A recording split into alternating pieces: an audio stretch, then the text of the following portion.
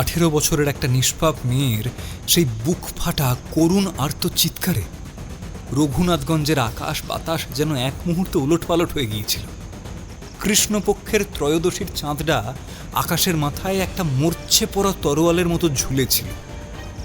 ছেঁড়া খোড়া কালো মেঘের আনাগোনা যেন চাঁদটাকে বারবার গিলে খেতে চাইছিল।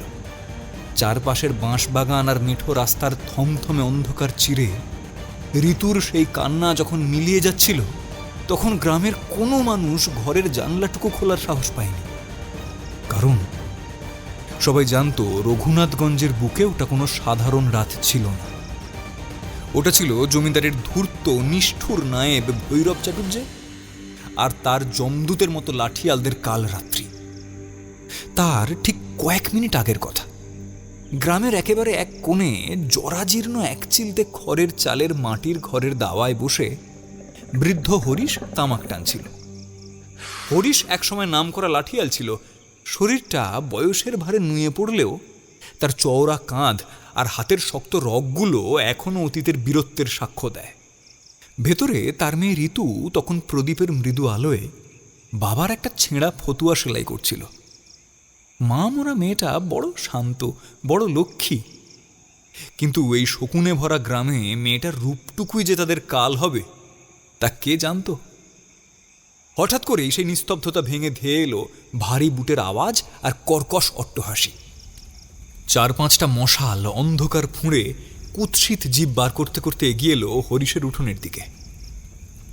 আগুনের সেই লালচে আলোয় চেনা গেল চওড়া গোঁফ আর হাতে রামদা আর বাঁশের লাঠি নেওয়া জমিদার বাড়ির চেনা লাঠিয়ালদের।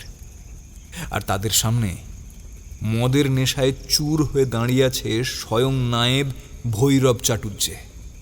ওর কোটরগত চোখ দুটো মশালের আলোয় শিয়ালের মতো চকচক করছিল। ওর এই অতর্কিত হানার পিছনে কি গভীর পৈশাচিক ষড়যন্ত্র লুকিয়ে আছে তা তখনও কেউ জানত না। কে নায়েব মশাই, এই অসময়ে গরিবের ঘরে লাঠিয়াল নিয়ে? হরিশ থরথর করে কাঁপতে কাঁপতে উঠোনে নেমে এলো। তার গলা শুকিয়ে কাঠ, কিন্তু চোখ দুটো সোজা ভৈরবের দিকে। ভৈরব নায়েব পৈশাচিক হেসে কপ থুতু ফেলে বলল, তোর ভাগ্য খুলে গেছে রে হরিশ।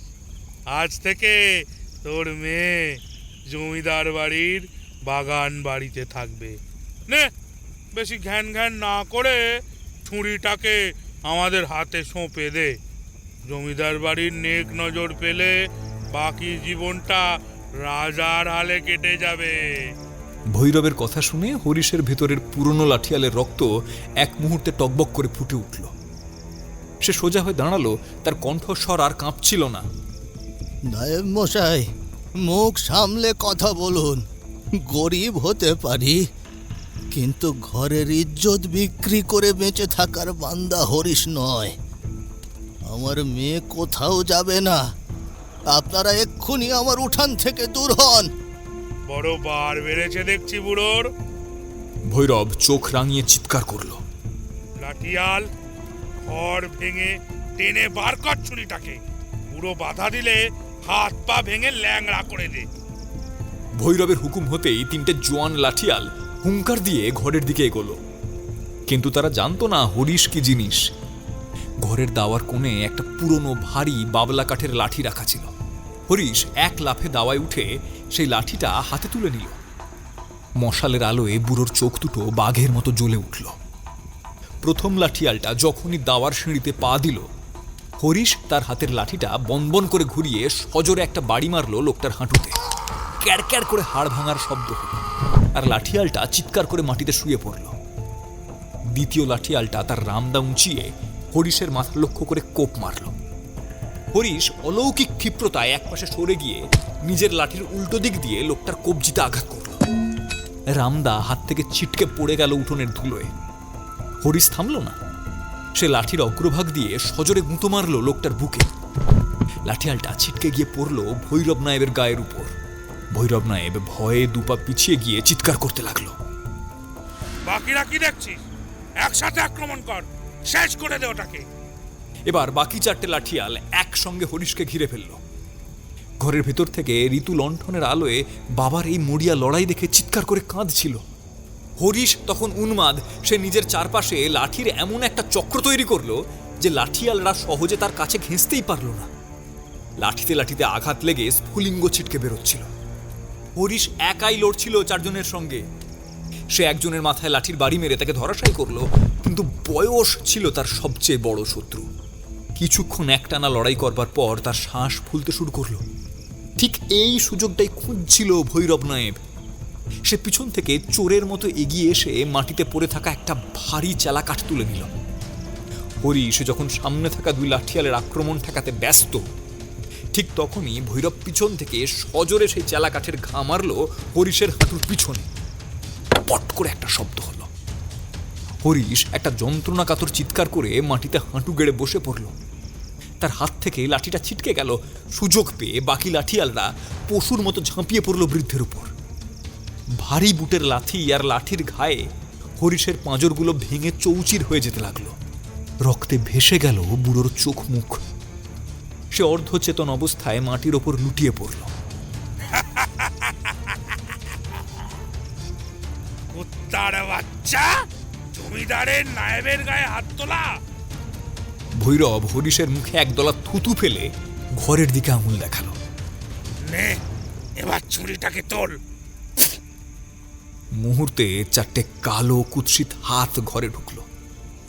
ঋতু এতক্ষণ ঘরের কোণে ভয়ে সিঁটিয়ে বসেছিল। লণ্ঠনের আলোয় যখন চারটে হাত তার দিকে এগিয়ে গেল, তার আর্ত চিৎকারে রঘুনাথগঞ্জের আকাশ বাতাস কেঁপে উঠল। চুল ধরে হিরহির করে তাকে জবরদস্তি টেনে আনা হলো ধুলো মাখা উঠোনে। মেয়েটার গায়ের সুতির শাড়িটা টানা হেঁচড়ায় ছিঁড়ে যাচ্ছিল। হাতের কাঁচের চুড়িগুলো ভেঙে মাটির পথে মিশে যাচ্ছিল। সে মাটির ওপর মুখ দিয়ে আঁচড় কাটতে কাটতে তার বাবার রক্তাক্ত শরীরের দিকে হাত বাড়াল, কিন্তু লাঠিয়ালদের পাশবিক শক্তির সামনে তার সমস্ত চেষ্টা ব্যর্থ হল। ভৈরব নায়েব পৈশাচিক উল্লাসে হাসতে হাসতে ঋতুর মুখ একটা নোংরা কাপড় দিয়ে জোর করে বেঁধে ফেলল। তারপর তাকে ছটফটে অবস্থায় কাঁধে তুলে নিয়ে রঘুনাথগঞ্জের বাগান বাড়ির অন্ধকারের বুকে মিলিয়ে গেল। হরিশ উঠোনের ধুলোয় রক্তাক্ত অবস্থায় পড়ে রইল। তার অবশ কানের পর্দায় তখনও দূর থেকে ভেসে আসা ঋতুর সেই শেষ গোঙানি আর আকুল আকুতি প্রতিধ্বনিত হচ্ছিল।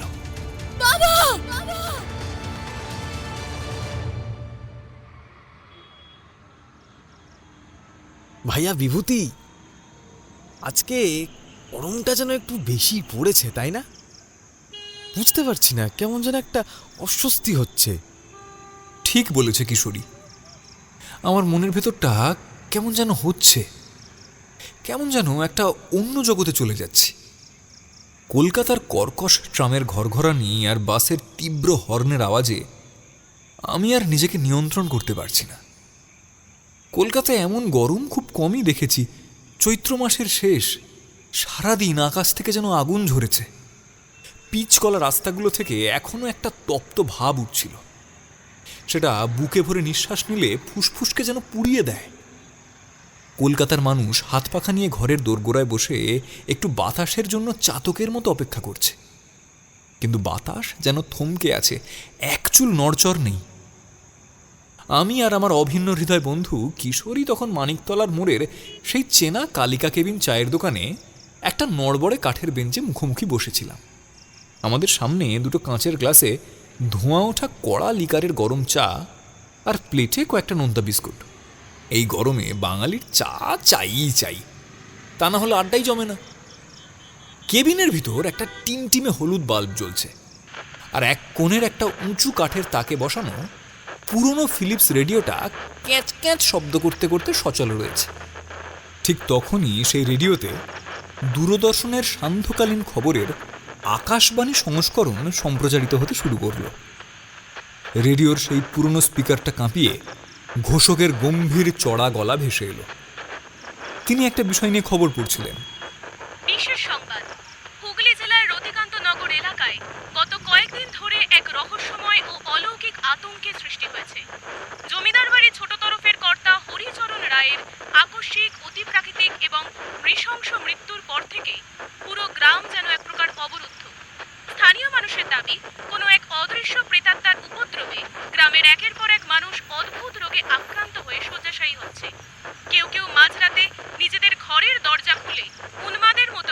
শ্মশানের দিকে ছুটে যাচ্ছে। পুলিশ প্রশাসন বিষয়টিকে কুসংস্কার এবং গুজব বলে উড়িয়ে দিলেও এলাকায় এক গভীর চাঞ্চল্য ও আতঙ্কের পরিবেশ তৈরি হচ্ছে। কিশোরী চায়ের কাপে একটা সশব্দ চুমুক দিয়ে গ্লাসটা খটাস করে টেবিলের উপর নামিয়ে রাখল। তারপর আমার দিকে তাকিয়ে মাথা নেড়ে বলল, শুনলে ভাইয়া রতিকান্ত নগরের খবরটা? এই বিজ্ঞানের যুগে যখন মানুষ চাঁদে যাওয়ার স্বপ্ন দেখছে, তখনও মফস্বলের মানুষ ভূত প্রেত আর ডাইনি নিয়ে কেমন একটা মাতামাতি করে। নিশ্চয়ই কোনো ছোঁয়াচে রোগ বা মহামারী ছড়িয়েছে। আর গাঁয়ের অশিক্ষিত লোকগুলো তাকে অলৌকিক আখ্যা দিয়ে বসে আছে। কি কি বলো ভাইয়া? আমি চায়ের কাপটা হাতে তুলে নিয়ে জানলা দিয়ে বাইরের জলজলে ল্যাম্পপোস্টের আলোর দিকে তাকিয়েছিলাম। রতিকান্ত নগর ব্যাপারে আমি নিজে কিচ্ছুই জানি না, কিন্তু এই নামটা রেডিওতে শোনার পর বুকটা কেমন যেন ছ্যাঁত করে উঠল। কিশোরীর কথার পিঠে আমি একটু গম্ভীর হয়ে বললাম, সব কিছুকে কলকাতার এই বাবুদের বিজ্ঞান আর যুক্তি দিয়ে মাপা যায় না কিশোরী। এই বিশ্বব্রহ্মাণ্ডে এমন কিছু অলৌকিক শক্তি থাকে যা আমাদের চেনা জগতের উপারে বাস করে। যুক্তি যেখানে শেষ হয় সেখান থেকেই তো অলৌকিকের শুরু। আচ্ছা, এই যে রেডিওতে রতিকান্ত নগর নামটা শুনলে তোমার মনে বিশেষ কোনো স্মৃতি জাগলো না? নামটা চেনা লাগছে না? কিশোরী ভ্রু কুঁচকে ভাবল, কপালে চিন্তার রেখা ফুটে উঠল। তারপর হঠাৎ তার চোখ দুটো বড় বড় হয়ে উঠল। সে উত্তেজিত হয়ে আমার হাতটা চেপে ধরে বলল, ঠাকুর মশাই, আমাদের তারনাথ তান্ত্রিক। হ্যাঁ, উনি একবার ওর কোন এক সাধনার প্রসঙ্গে রতিকান্ত নগর আর ওই দামোদরের অববাহিকার কথা বলেছিলেন না? হ্যাঁ, বলেছিলেন, আমার স্পষ্ট মনে পড়ছে। ঠিক ধরেছ। আমি নিজের পকেট থেকে পকেট ঘড়িটা বার করে সময় দেখলাম।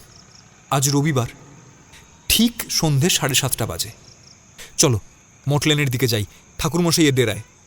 অনেক দিন ওর মুখে কোনো রকম অলৌকিক কাহিনী শোনাই হয়নি।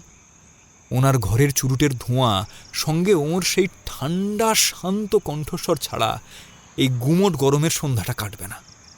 আর তাছাড়া এই রতিকান্ত নগরের টাটকা খবরটা ওর কানে তুললে হয়তো আমরা নতুন কোনো এক রোমহর্ষক রহস্যের হদিশ পাবো। কি বলো? উত্তম প্রস্তাব। একেবারে 100 খাঁটি কথা বলেছ ভাইয়া বিভূতি। কিশোরী টেবিল চাপড়ে চটপট উঠে দাঁড়ালো। তবে খালি মুখে তো আর ঠাকুর মশাইয়ের ঘরে গিয়ে হানা দেওয়া যায় না, ঘোর অন্যায় হবে।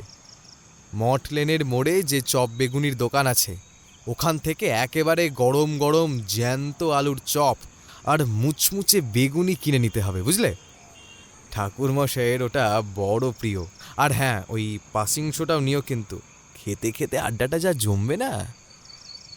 চায়ের দোকান থেকে বেরিয়ে আমরা দুজনে হনহন করে হাঁটতে শুরু করলাম।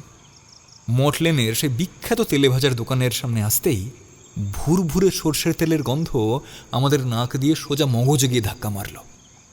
কড়াইয়ে টকবক করে ফুটছে তেল, আর তাতে একটা একটা করে বেগুনি ছাড়ার সাথে সাথেই ছ্যাঁক করে যে আওয়াজ উঠেছিল, তাতেই আমাদের জিভে জল চলে আসছিল। কিশোরী পকেট থেকে কয়েকটা সিকি দুয়ানি বার করে কাগজের ঠোঙা ভর্তি করে আলুর চপ আর মচমচে বেগুনি কিনে নিল। কাগজের ঠোঙাটা এতটাই গরম ছিল যে এক হাত থেকে অন্য হাতে নিতে হচ্ছিল। মটলেনের গলিটা দিনের বেলাতেও অন্ধকার থাকে, আর সন্ধ্যের পর তো কথাই নেই।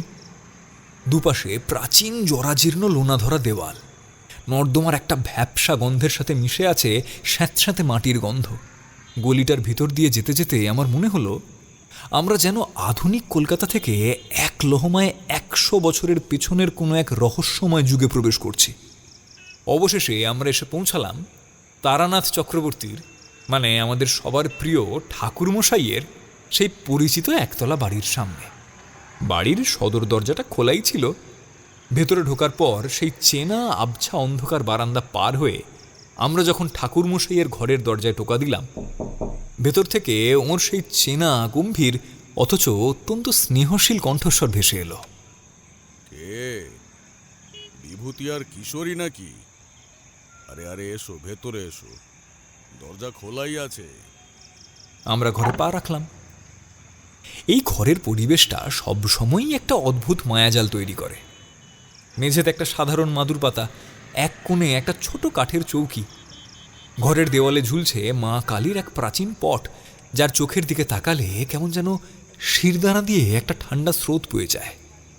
বাতাসে ধুনো আর চন্দন কাঠের মৃদু সুবাসের সঙ্গে মিশে রয়েছে তারানাথের সেই বিখ্যাত সস্তা চুরুটের চড়া তামাকের গন্ধ।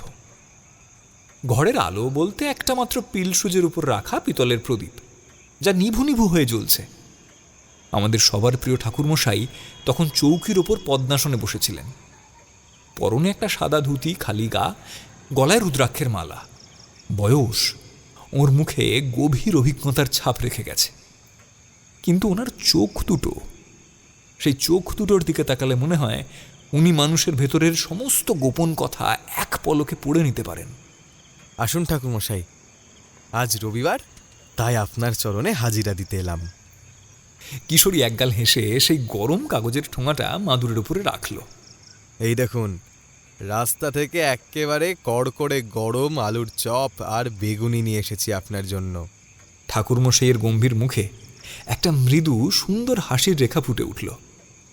উনি চুরুটটা একপাশে রেখে বললেন, বাহ, তোমরা তো দেখছি আমার মনের খবর রাখো। হ্যাঁ, এই গুমোট সন্ধ্যায় এমন উপহার অনাদৃত রাখা পাপ। বসো বসো, মাদুরেই বসে পড়ো। আমি আর কিশোরী মাদুরে থিতু হয়ে বসলাম। কিশোরী চপের ঠোঙাটা খুলে ওর দিকে এগিয়ে দিল। আমরাও একটা একটা করে চপ হাতে তুলে নিলাম। গরম চপ আর বেগুনি খেতে খেতে আমাদের মধ্যে সাধারণ কিছু আড্ডা শুরু হলো। কিশোরী কলকাতার গরম আর ট্রামের ভিড় নিয়ে কিছু মজার কথা বলল। ঠাকুরমশাইও হেসে ওর কথায় সায় দিলেন। এইভাবে খেতে খেতে আর আড্ডা দিতে দিতে ঘরের ভেতরের গুমোট ভাবটা কেটে গিয়ে এক অদ্ভুত রহস্যময় গল্পের আবহ তৈরি হতে লাগলো। ঘরের প্রদীপের শিখাটা তেলের অভাবে একটু কাঁপছিল, আর চুরুটের ধোঁয়াগুলো ঘরের কোণে জমাট বাঁধছিল। আমি আর নিজেকে ধরে রাখতে পারলাম না। চপের শেষ টুকরোটা মুখে দিয়ে একটু ঝুঁকে বসে বললাম, ঠাকুরমশাই, আজ চায়ের দোকানে বসে রেডিওতে দূরদর্শনের খবর শুনছিলাম। রতিকান্ত নগর নামে একটা জায়গায় নাকি একটা বড় অদ্ভুত কাণ্ড ঘটেছে। জমিদার ছোটবাবু হরিচরণ রায়ের রহস্যময় মৃত্যুর পর পুরো গ্রামে নাকি অলৌকিক উপদ্রব শুরু হয়েছে। রতিকান্ত নগরের ব্যাপারে তো আমরা কিছুই জানি না ঠাকুরমশাই। আপনি কি ওদিকের কিছু জানেন? এই হরিচরণ রায়ের মৃত্যুর রহস্যটা কি? আমার কথা শেষ হতেই ঘরের ভিতরের পরিবেশটা কেমন যেন আরো থমথমে হয়ে গেল। পিতলের প্রদীপ শিখাটা তেলের অভাবে একবার জোরে কেঁপে উঠল, তারপর আবার থিতু হলো। তারানাথ তান্ত্রিক ওর হাতের আধপোড়া চুরুটটা অ্যাশট্রেতে আলতো করে নামিয়ে রাখলেন। ওর মুখের সেই চেনা মৃদু শান্ত হাসিটা এক মুহূর্তে কর্পূরের মতো উড়ে গেল। ওর চোখের মণি দুটো প্রদীপের আলোয় স্থির হয়ে রইল কিছুক্ষণ, যেন উনি বন্ধ চোখের ওপারে কোনো এক অচেনা অন্ধকার জগতের দৃশ্য দেখছেন। একটা দীর্ঘশ্বাস ফেলে ঠাকুরমশাই মৃদু মাথা নাড়লেন। তারপর ওর সেই গম্ভীর, চওড়া অথচ অত্যন্ত স্নেহশীল কণ্ঠস্বরে বললেন, না বিভূতি, তোমরা রেডিওতে যে রতিকান্ত নগরের কথা শুনছিলে, কিংবা যে জমিদার হরিচরণ রায়ের মৃত্যুর খবর বলছিলে, তার ব্যাপারে আমি বিশেষ কিছুই জানি না। এই বিশাল পৃথিবীর কোণে কোণে কোনো পাপিষ্ঠের কিভাবে বিনাশ হচ্ছে, তার সব খবর রাখার ক্ষমতা এই সামান্য তান্ত্রিকের নেই। উনি একটু থামলেন, পকেট থেকে দেশলাই বার করে চুরুটটা আবার ধরালেন। এক রাশ নীলচে ধোঁয়া বাতাসে ভাসিয়ে দিয়ে বললেন, তবে হ্যাঁ, রেডিওর ওই খবরটা শুনে আমার মনের ভেতরের বহু বছর পুরনো একটা ক্ষত আবার দগদগে হয়ে উঠল। হে, তোমরা রতিকান্ত নগরের অলৌকিক উপদ্রবের কথা বলছো, ঠিক একই রকম, বরং তার চেয়েও শতগুণ ভয়ঙ্কর আর পৈশাচিক এক কাণ্ড আমি নিজের চোখে দেখে এসেছি দামোদরের কোল ঘেঁষে ওঠা অন্য একটা গ্রামে। সেই অভিশপ্ত জায়গাটার নাম রঘুনাথগঞ্জ। রঘুনাথগঞ্জ নামটা ঠাকুরমশাই এমন একটা সুরে উচ্চারণ করলেন যে আমার আর কিশোরীর শিরদাঁড়া দিয়ে একটা ঠান্ডা স্রোত বয়ে গেল। আমরা চপের ঠোঙাটা একপাশে সরিয়ে রেখে ওর আরো কাছাকাছি ঘেঁষে বসলাম। কিশোরীর কপালে জমে ওঠা ঘামটা হাতের উল্টো পিঠ দিয়ে মুছে নিয়ে বলল, রঘুনাথগঞ্জ? সেখানে কি হয়েছিল ঠাকুরমশাই? দয়া করে খুলে বলুন না। এই গুমোট সন্ধ্যায় আপনার মুখে ওই কাহিনী না শুনলে আমাদের আজ রাতে ঘুম হবে না। তারানাথ চুরুটে একটা লম্বা টান দিয়ে ধোঁয়াটা ঘরের কড়ি কাঠের দিকে ছেড়ে দিলেন। সেই কুয়াশার মতো ধোঁয়ার আড়াল থেকে ওর চোখ দুটো এক লহমায় 15-20 বছরের পেছনের কোনো এক কাল রাত্রিতে ফিরে গেল। ওর কণ্ঠস্বরে ভর করল এক অলৌকিক গাম্ভীর্য। তাহলে শোনো। ঠাকুরমশাই বলতে শুরু করলেন, সে আজ থেকে প্রায় বছর 15 আগের কথা। আমি তখন সাধনার এক বিশেষ স্তরে, তন্ত্রের এক গূঢ় ক্রিয়ার প্রয়োজনে আমাকে কিছুদিন লোকালয় থেকে দূরে দামোদরের অববাহিকার শ্মশানগুলোতে কাজ করতে হচ্ছিল। সেই সূত্রেই আমার পা রাখা রঘুনাথগঞ্জে। দূর থেকে দেখলে মনে হতো শান্ত স্নিগ্ধ একটা বর্ধিষ্ণু গ্রাম, কিন্তু সেই গ্রামের মাটির নিচে যে কতটা রক্ত, হাহাকার আর প্রতিহিংসা জমেছিল তা আমি প্রথম দিনেই টের পেয়েছিলাম। উনি আমাদের দিকে তাকিয়ে গলাটা আরো একটু খাদে নামিয়ে বললেন, রঘুনাথগঞ্জের জমিদার বাড়ি আর তাদের ধূর্ত নিষ্ঠুর নায়েব ভৈরব চাটুর্যের অত্যাচারে ওখানকার সাধারণ মানুষের জীবন তখন অতিষ্ঠ। কিন্তু পাপের ঘোড়া যখন পূর্ণ হয় তখন বিধাতা নিজেই তার বিনাশের পথ তৈরি করেন। রঘুনাথগঞ্জের বুকে এক কৃষ্ণপক্ষের ত্রয়োদশীর রাতে এক চরম অন্যায় ঘটেছিল, যা আমি সেখানে পৌঁছনোর ঠিক কিছুদিন আগেই ঘটে যায়। সেই কাল রাত্রিতে নায়েব ভৈরব চাটুর্যে একদল লাঠিয়াল নিয়ে গ্রামের এক নিরীহ বৃদ্ধ প্রাক্তন লাঠিয়াল হরিশের ঘরে চড়াও হয়। হরিশ তার লাঠি নিয়ে একাই সিংহের মতো লড়াই করেছিল নিজের 18 বছরের নিষ্পাপ মেয়ে ঋতুকে বাঁচানোর জন্য। কিন্তু শয়তানের চক্রান্তের কাছে বৃদ্ধ হেরে যায়। তাকে রক্তাক্ত অর্ধচেতন অবস্থায় উঠোনের ধুলোয় ফেলে রেখে নায়েব ভৈরব চাটুর্যে সেই মেয়েটাকে জবরদস্তি তুলে নিয়ে যায় জমিদারের সেই নির্জন অন্ধকার বাগান বাড়ির দিকে। ঠাকুরমশাইয়ের কথায় এমন একটা অদ্ভুত জাদু ছিল যে আমার চোখের সামনে এক মুহূর্তে কলকাতার মটলেনের এই ঘরটা মুছে গেল। আমি যেন স্পষ্ট দেখতে পাচ্ছিলাম অন্ধকার মেঠো রাস্তা, মশালের লালচে আগুন, আর শুনতে পাচ্ছিলাম একটা মেয়ের বুক ফাটা আর্ত চিৎকার, বাবা, বাবা বাঁচাও, বাঁচাও। যা শুরুতেই আমার মনের মুকুরের ছায়ার মতো ভেসে উঠছিল। আমি ঢোক গিলে জিজ্ঞাসা করলাম, তারপর কি হলো ঠাকুরমশাই? সেই মেয়েটার কি হলো, আর আপনি বা এই ঘটনার মধ্যে কিভাবে জড়িয়ে পড়লেন? তারানাথ তান্ত্রিক ও রুদ্রাক্ষের মালাটা আলতো করে স্পর্শ করে বললেন, সেই রাতেই ঋতুর জীবনের সমস্ত আলো নিভে গিয়েছিল বিভূতি। কিন্তু অত্যাচারী নায়েব ভৈরব চাটুর্যে আর তার পেছনের আসল চালিকা শক্তি, যার নির্দেশে এই জঘন্য অপরাধ ঘটেছিল, তারা জানত না যে মৃত্যুর পর মানুষের অতৃপ্ত লাঞ্ছিত আত্মা কতটা ভয়ঙ্কর রূপ ধারণ করতে পারে। ঋতুর সেই আত্মা আজ 15 বছর ধরে প্রতিশোধের আগুনে জ্বলছে। আর আমি যখন রঘুনাথগঞ্জে পৌঁছালাম তখন সেই আগুনেই পুড়তে শুরু করেছিল গোটা গ্রাম। ঠাকুরমশাই একটু থামলেন, চুরুটের ছাইটা অ্যাস্ট্রেতে ঝেড়ে নিয়ে আমাদের দিকে গভীর দৃষ্টিতে তাকালেন। সেই রঘুনাথগঞ্জের নরককুণ্ডে আমি পা দেওয়ার পর কি দেখেছিলাম, কিভাবে একের পর এক অলৌকিক বিভীষিকা আমার সামনে উন্মোচিত হয়েছিল, আর কিভাবে সেই ঘটনার নেপথ্যে থাকা আসল নরপিশাচের মুখোশটা খুলেছিল, সেই ভয়ঙ্কর সত্যের বাকি অংশটা জানার জন্যে তোমাদের কিন্তু একটু অপেক্ষা করতে হবে। আজ রাতে শুধু এই শুরুর অধ্যায়টাই তোমাদের মনে গেঁথে রাখো। চুরুটে আরও একটা লম্বা টান দিয়ে এক রাশ নীলচে ধোঁয়া বাতাসে ভাসিয়ে দিলেন ঠাকুরমশাই। ওর চোখ দুটো প্রদীপের আলোয় স্থির, যেন উনি এই মটলেনের দেওয়াল ফুঁড়ে সরাসরি পৌঁছে গেছেন 15 বছর আগের সে অভিশপ্ত গ্রামে। ওর গম্ভীর কণ্ঠস্বর ঘরের নিস্তব্ধতা চিরে আবার ধ্বনিত হল।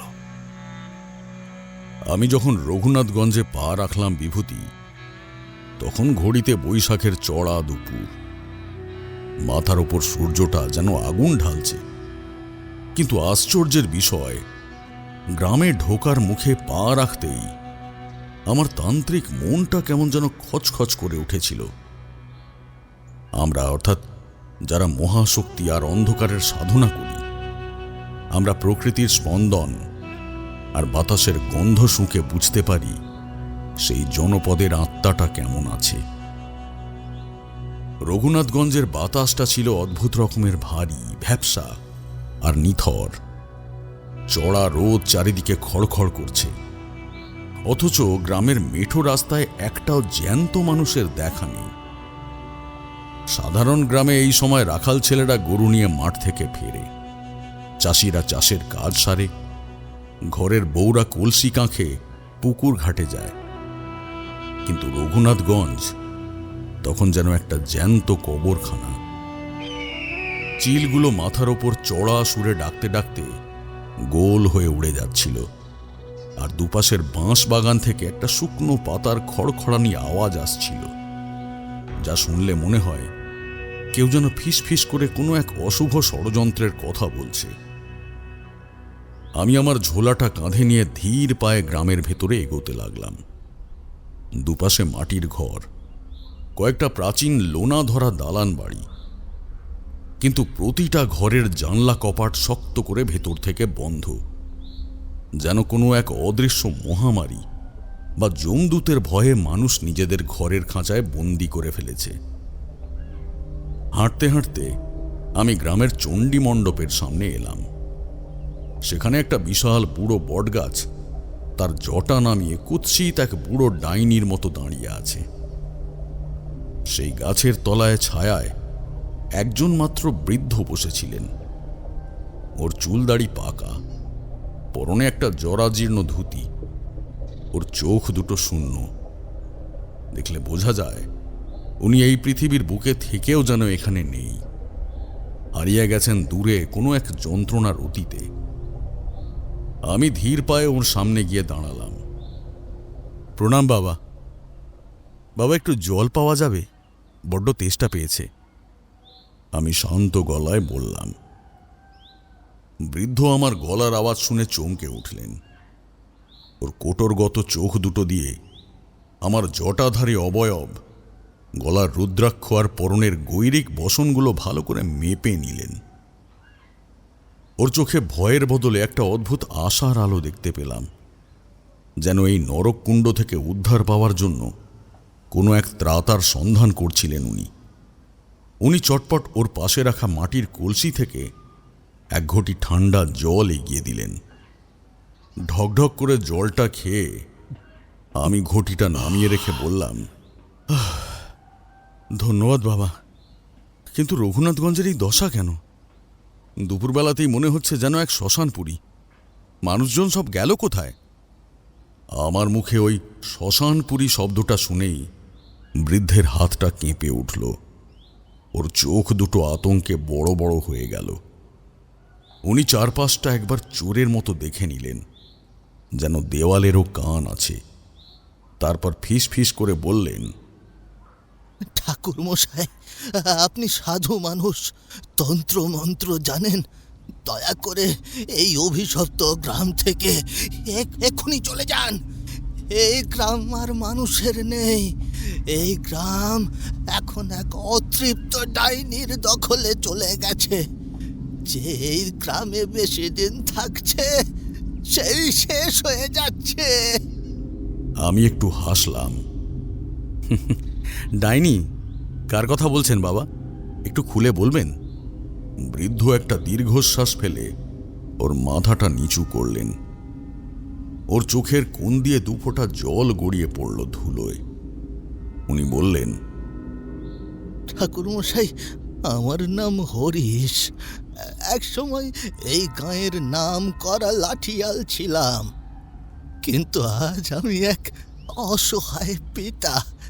আজ থেকে 3 মাস আগে এক কৃষ্ণপক্ষে ত্রয়োদশীর রাতে এই জমিদার বাড়ির ধূর্ত নিষ্ঠুর নায়েব ভৈরব চাটুর্যে আর তার গুন্ডারা আমার বুক থেকে আমার 18 বছরের নিষ্পাপ মেয়ে ঋতুকে জবরদস্তি তুলে নিয়ে গেল। আমি একা লাঠি নিয়ে লড়েছিলাম ঠাকুর মশাই, কিন্তু বুড়ো হার শয়তানদের কুচক্রের কাছে হেরে গেল। ওরা আমাকে পিটিয়ে আধমরা করে আমার চোখের সামনে ঋতুকে তুলে নিয়ে গেল জমিদারদের ওই নির্জন অন্ধকার বাগান বাড়ির দিকে। হরিশের গলার আওয়াজ বুঝে এলো। সে জামার খুঁট দিয়ে চোখ মুছে বলতে লাগলো, পরদিন সকালে বাগান বাড়ির পেছনের দিঘিতে ঋতুর লাশ ভেসে উঠল। মেয়েটা নিজের ইজ্জত বাঁচাতে জলে ডুবে মরেছিল, নাকি ওরাই মেরে ফেলে দিয়েছিল তা ভগবানই জানেন। কিন্তু পুলিশ জমিদারের টাকায় মুখ বন্ধ রাখলো। হরিশ লাঠিয়ালের মেয়ে কোনো বিচার পেল না, কিন্তু বিচার অন্য তরফ থেকে শুরু হলো ঠাকুর মশাই। ঋতু মরেনি, সে ফিরে এসেছে। তার অতৃপ্ত আত্মা এখন প্রতি রাতে ওই বাগান বাড়ি আর শ্মশানের চাতালে ঘুরে বেড়ায়। আর তারপর থেকেই এই গ্রামে শুরু হয়েছে মৃত্যুর মিছিল। গ্রামের মানুষ ভয়ে সূর্য ডুবলেই ঘরের দোরগোড়া বন্ধ করে দেয়। হরিশের মুখে ঋতুর এই করুণ কাহিনী শুনে আমার তান্ত্রিক মন কেমন চঞ্চল হয়ে উঠল। আমি বুঝলাম, এখানে কোনো সাধারণ ভূত বা প্রেতের উপদ্রব নেই। এখানে জড়িয়ে আছে এক নারীর চরম লাঞ্ছনা, আর তার থেকে জন্মানো তীব্র জ্বলন্ত প্রতিহিংসার আগুন। এই ধরনের অতৃপ্ত আত্মারা সহজে শান্ত হয় না। এরা রক্ত চায়, এরা অপরাধীর বিনাশ না দেখে থেমে যায় না। আমি হরিশকে বিদায় জানিয়ে সোজা চলে এলাম দামোদরের তীরের সেই নির্জন শ্মশানে। নদীর ধারটা বড় মনোরম হলেও শ্মশানের চাতালটায় পা রাখতেই আমার গায়ের লোম কিন্তু খাড়া হয়ে উঠল। সেখানে একটা বিশাল প্রাচীন অশ্বত্থ গাছ আকাশের দিকে ডালপালা মেলে কুৎসিত হাত বাড়িয়ে দাঁড়িয়ে আছে, যেন আকাশটাকে খিমচে ধরতে চাইছে। শ্মশানের চারপাশের মাটিতে পোড়া কাঠের টুকরো, মানুষের হাড়, ছাই আর আধ পোড়া কাপড়ের টুকরো ছড়িয়ে ছিটিয়ে আছে। বাতাসে একটা চর্বি পোড়ার ভ্যাপসা কটু গন্ধ তখনও লেগেছিল। আমি আর কোথাও না গিয়ে সেই অশ্বত্থ গাছের তলাতেই আমার আসন পাতার সিদ্ধান্ত নিলাম। আমার ঝোলা থেকে বাঘ ছালটা বার করে বিছিয়ে নিলাম। সামনে একটা ছোট্ট ধুনি জ্বালালাম। তন্ত্রসাধকের কাজই হলো যেখানে অন্ধকার ঘন, সেইখানেই নিজের সাধনার আলো নিয়ে যাওয়া। সূর্য তখন পশ্চিম আকাশে হেলে পড়েছে। দামোদরের জল রক্তের মতো টকটকে লাল রং ধারণ করেছে, যেন কোনো এক মহাকালীর খপ্পরে পড়েছে গোটা প্রকৃতি। সন্ধ্যা নামার সাথে সাথেই চারপাশের আবহাওয়া সম্পূর্ণ বদলে গেল। মিঠো ইঁদুরের দল আর শিয়ালের হুক্কা হুয়ার ডাক ছাড়া আর কোনো শব্দ ছিল না। আমি পদ্মাসনে বসে আমার ইষ্টমন্ত্র জপ করতে শুরু করলাম। আমার হাতের রুদ্রাক্ষের মালাটা একটা নির্দিষ্ট গম্ভীর ছন্দে ঘুরছিল। ঠিক মাঝরাতে যখন চারপাশটা একেবারে নিঝুম, তখন নদীর দিক থেকে একটা ঠান্ডা হাওয়া বয়ে এলো। সেই হাওয়াটা কিন্তু সাধারণ শীতের হাওয়া নয়, ওটা ছিল একটা হাড় কাঁপানো অলৌকিক ঠান্ডা, যা চামড়া ভেদ করে সোজা হাড়ের মজ্জায় গিয়ে আঘাত করে। ধুনির আগুনটা হঠাৎ করেই লাল থেকে নীলচে রঙের হয়ে গেল এবং অস্থিরভাবে ছটফট করতে লাগলো। আমি ধীর পায়ে চোখ মেললাম। শ্মশানের সেই নিকষ কালো অন্ধকারের দিকে তাকাতেই আমার তান্ত্রিক চোখ স্থির হয়ে গেল। নদীর ঘাট থেকে শ্মশানের চাতালের দিকে কেউ একজন হেঁটে আসছে। চাঁদের মৃদু ফ্যাকাশে আলোয় অবয়বটা স্পষ্ট হল। একটা 18-19 বছরের মেয়ে, পরনে একটা ছেঁড়া সুতির শাড়ি, চুলগুলো পিঠের ওপরে উস্কো খুস্কো ভাবে ছড়ানো। মেয়েটার হাঁটার মধ্যে কোনো শব্দ ছিল না, তার পা দুটো যেন মাটির থেকে ইঞ্চিখানিক উপরে ভাসছিল।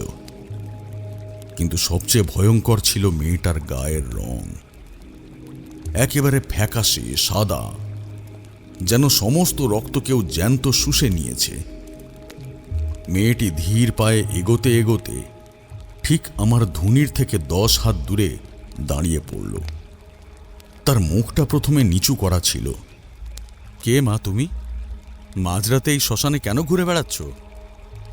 আমি অত্যন্ত শান্ত এবং গম্ভীর গলায় জিজ্ঞেস করলাম। আমার ডান হাত তখন আমার কমণ্ডলুর জল আর জপের মন্ত্রে তৈরি রক্ষা কবচের দিকে।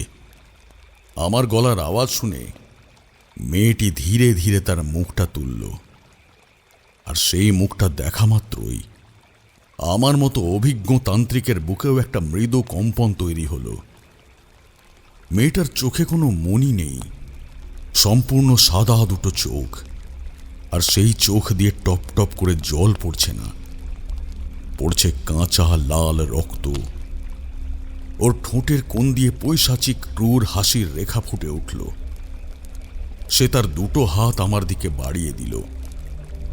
ওর হাতের আঙুলগুলোর নখগুলো অলৌকিকভাবে 1 ইঞ্চি বড় আর কালো হয়ে গেছে। সে এক কর্কশ চেনা গলায় চিৎকার করে উঠল, রক্ত, আমার বাবার রক্তের বদলা চাই, ওই নায়েবের রক্ত চাই। সেই কণ্ঠস্বরের তীব্রতায় শ্মশানের অশ্বত্থ গাছের পাতাগুলো মড়মড় করে কাঁপতে লাগল। আমি এক মুহূর্ত সময় নষ্ট না করে আমার কমণ্ডলু থেকে মন্ত্রপুত জল ছিটিয়ে দিলাম ওর দিকে। ছ্যাঁক করে একটা শব্দ হলো, যেন ফুটন্ত তেলের জল পড়েছে। মেয়েটি একটা যন্ত্রণায় পৈশাচিক চিৎকার করে 2 পা পিছিয়ে গেল এবং দেখতে দেখতে বাতাসে কুয়াশার মতো মিলিয়ে গেল। কিন্তু মিলিয়ে যাওয়ার আগে সে শ্মশানের মাটিতে একটা রক্তের আলপনা রেখে গেল। আমি উবু হয়ে বসে দেখলাম সেই কাঁচা রক্ত দিয়ে মাটিতে স্পষ্ট লেখা আছে একটা নাম, ভৈরব।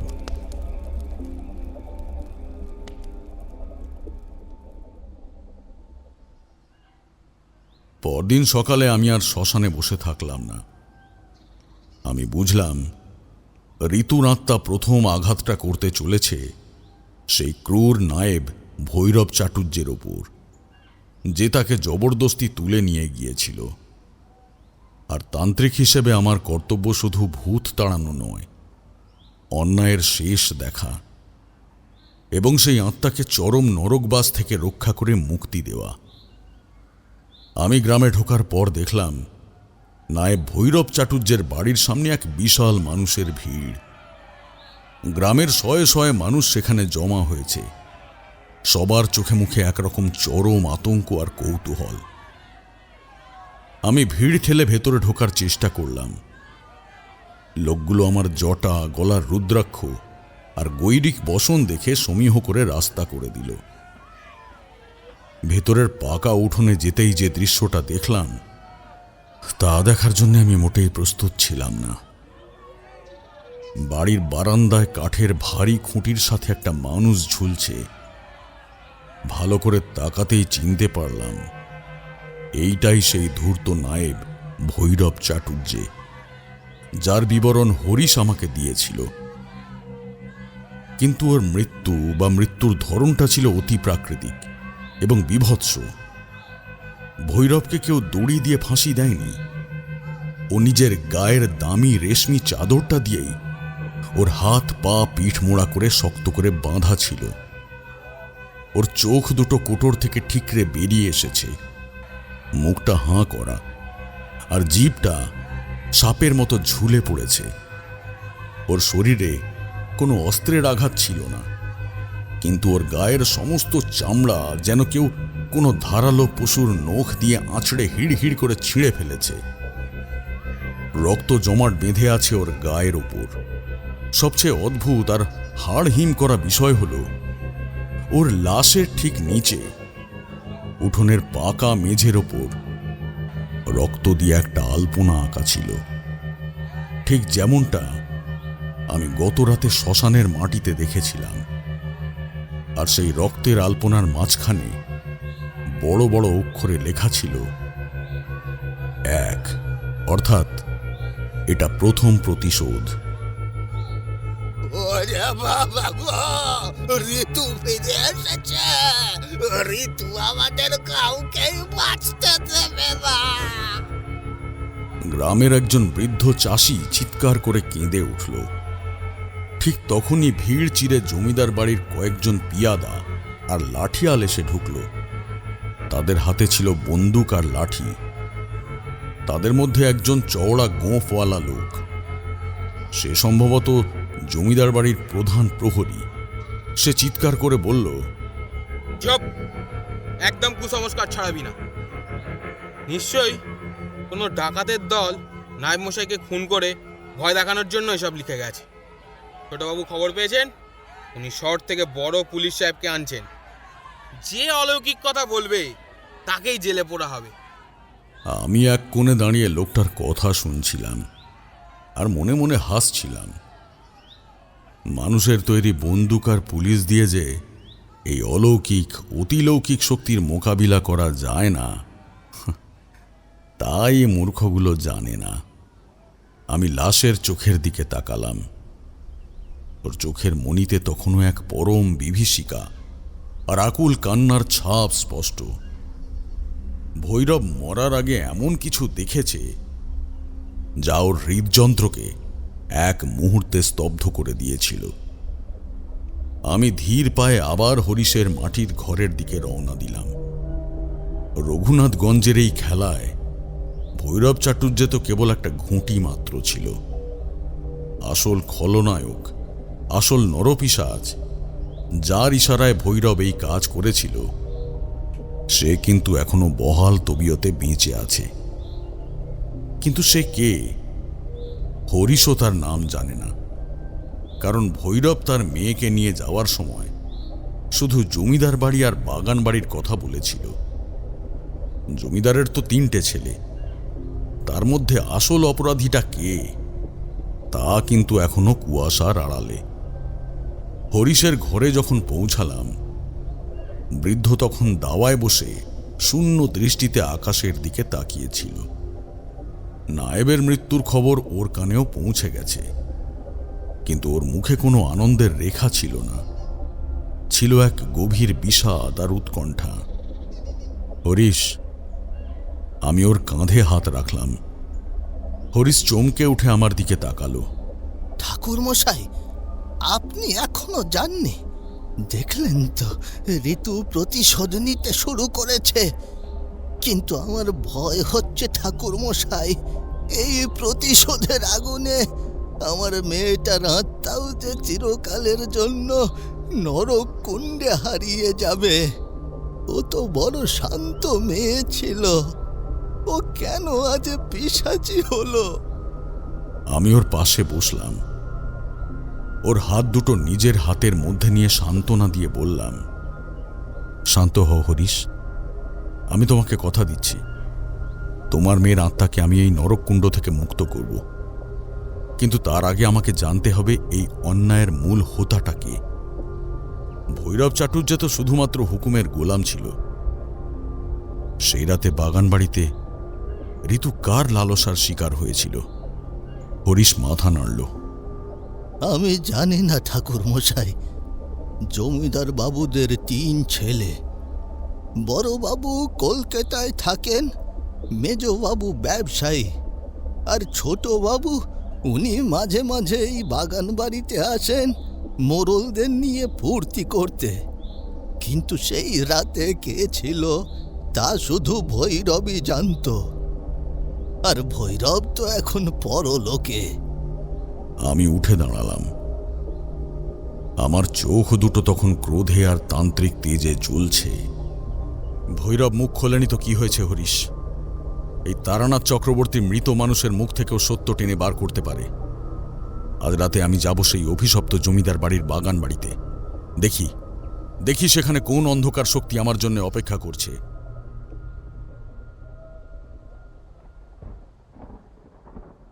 সন্ধ্যা নেমে এলো রঘুনাথগঞ্জের বুকে। আজকের রাতটা আরও বেশি অন্ধকার, কারণ আজ চতুর্দশী। আকাশ জুড়ে কালো মেঘের দল ধেয়ে আসছিল। দূর থেকে মেঘের গম্ভীর ডাক শোনা যাচ্ছিল। আমি আমার ঝোলা থেকে আমার প্রধান তান্ত্রিক অস্ত্রগুলো বার করে নিলাম। নরকপাল বা মানুষের মাথার খুলি, পঞ্চমুণ্ডির আসনের পবিত্র সিঁদুর, আর আমার ধারালো খড়গোটা। রঘুনাথগঞ্জের সেই বাগান বাড়িটা গ্রাম থেকে প্রায় 1 মাইল দূরে, দামোদরের এক গভীর বাঁকের মুখে অবস্থিত। চারিদিকে বিশাল জঙ্গল আর প্রাচীন আম কাঁঠালের বাগান। লোকমুখে শুনেছি সেই বাগান বাড়ির দরজা গত 3 মাস ধরে বন্ধ। দিনের বেলাতেও ওই দিকের রাস্তায় কেউ হাঁটে না। আমি যখন সেই বাগান বাড়ির সিংহদ্বারের সামনে এসে দাঁড়ালাম, তখন রাত প্রায় 10টা।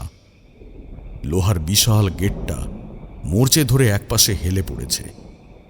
ভেতরের বাগানটা আগাছায় ভরে জঙ্গল হয়ে গেছে, আর সেই জঙ্গলের মাঝখানে একটা ভুতুড়ে প্রাসাদের মতো দাঁড়িয়ে আছে জমিদারের সেই দোতলা বাগান বাড়ি। ঠিক তখনই সেই নিস্তব্ধতা চিরে দোতলার একটা বন্ধ জানলার কাঁচ খটখট করে নড়ে উঠল, আর আমি স্পষ্ট দেখতে পেলাম একটা জ্বলন্ত লণ্ঠনের আলো সেই বন্ধ ঘরের ভেতরে এপাশ ওপাশ ঘুরছে। কিন্তু সেই আলো ধরার মতো কোনো মানুষ সেখানে ছিল না। বাতাস চিরে ভেসে এলো সেই চেরা কণ্ঠস্বরের হাড় হিম করা হাসি।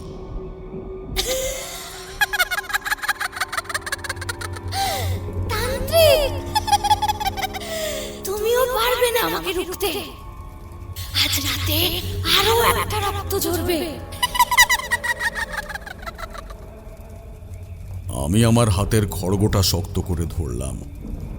আমার কপালে আঁকা লাল সিঁদুরের তিলকটা প্রদীপের আলোয় চকচক করে উঠল।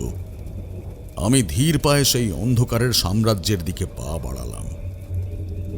আমি যখন বাগান বাড়ির সেই বিশাল কাঠের ভারী দরজাটা ঠেলে ভেতরে ঢুকলাম বিভূতি, তখন একটা কান ফাটানো মর্মর শব্দ করে দরজাটা হাঁ হয়ে গেল। গত 3 মাস ধরে এই প্রাসাদে কোনো বাতাসের আনাগোনা নেই, মানুষের ছোঁয়া লাগেনি। ঘরের ভেতরের ভ্যাপসা লোনা ধরা দেওয়ালের গন্ধ আর চামচিকের বিষ্ঠার কটু গন্ধ আমার নাকে এসে ধাক্কা মারল। বাইরে তখনও মেঘের গুরু গুরু ডাক চলছে, আর মাঝে মাঝে যে বিদ্যুতের আলো চমকে উঠছে তা সেই ভাঙা জানলার কাঁচ গলে ভেতরে এসে দেওয়ালে অদ্ভুত সব জ্যামিতিক ছায়া তৈরি করছে। আমার এক হাতে ছিল জ্বলন্ত মশাল, আর অন্য হাতে শক্ত করে চেপে ধরেছিলাম আমার সেই সিদ্ধ খড়গ। মশালের লালচে আলোয় দেখলাম সামনে একটা বিশাল হলঘর। এককালের বনেদি জমিদারদের শৌখিনতার সব চিহ্ন ধুলোয় ধূসর হয়ে আছে। বড় বড় বেলজিয়াম কাঁচের আয়নাগুলোয় লোনা ধরেছে। ঝাড় লণ্ঠনগুলোয় মাকড়সার জাল এমনভাবে ছড়িয়ে আছে যেন মনে হচ্ছে কোনো ঝুলন্ত কফিন।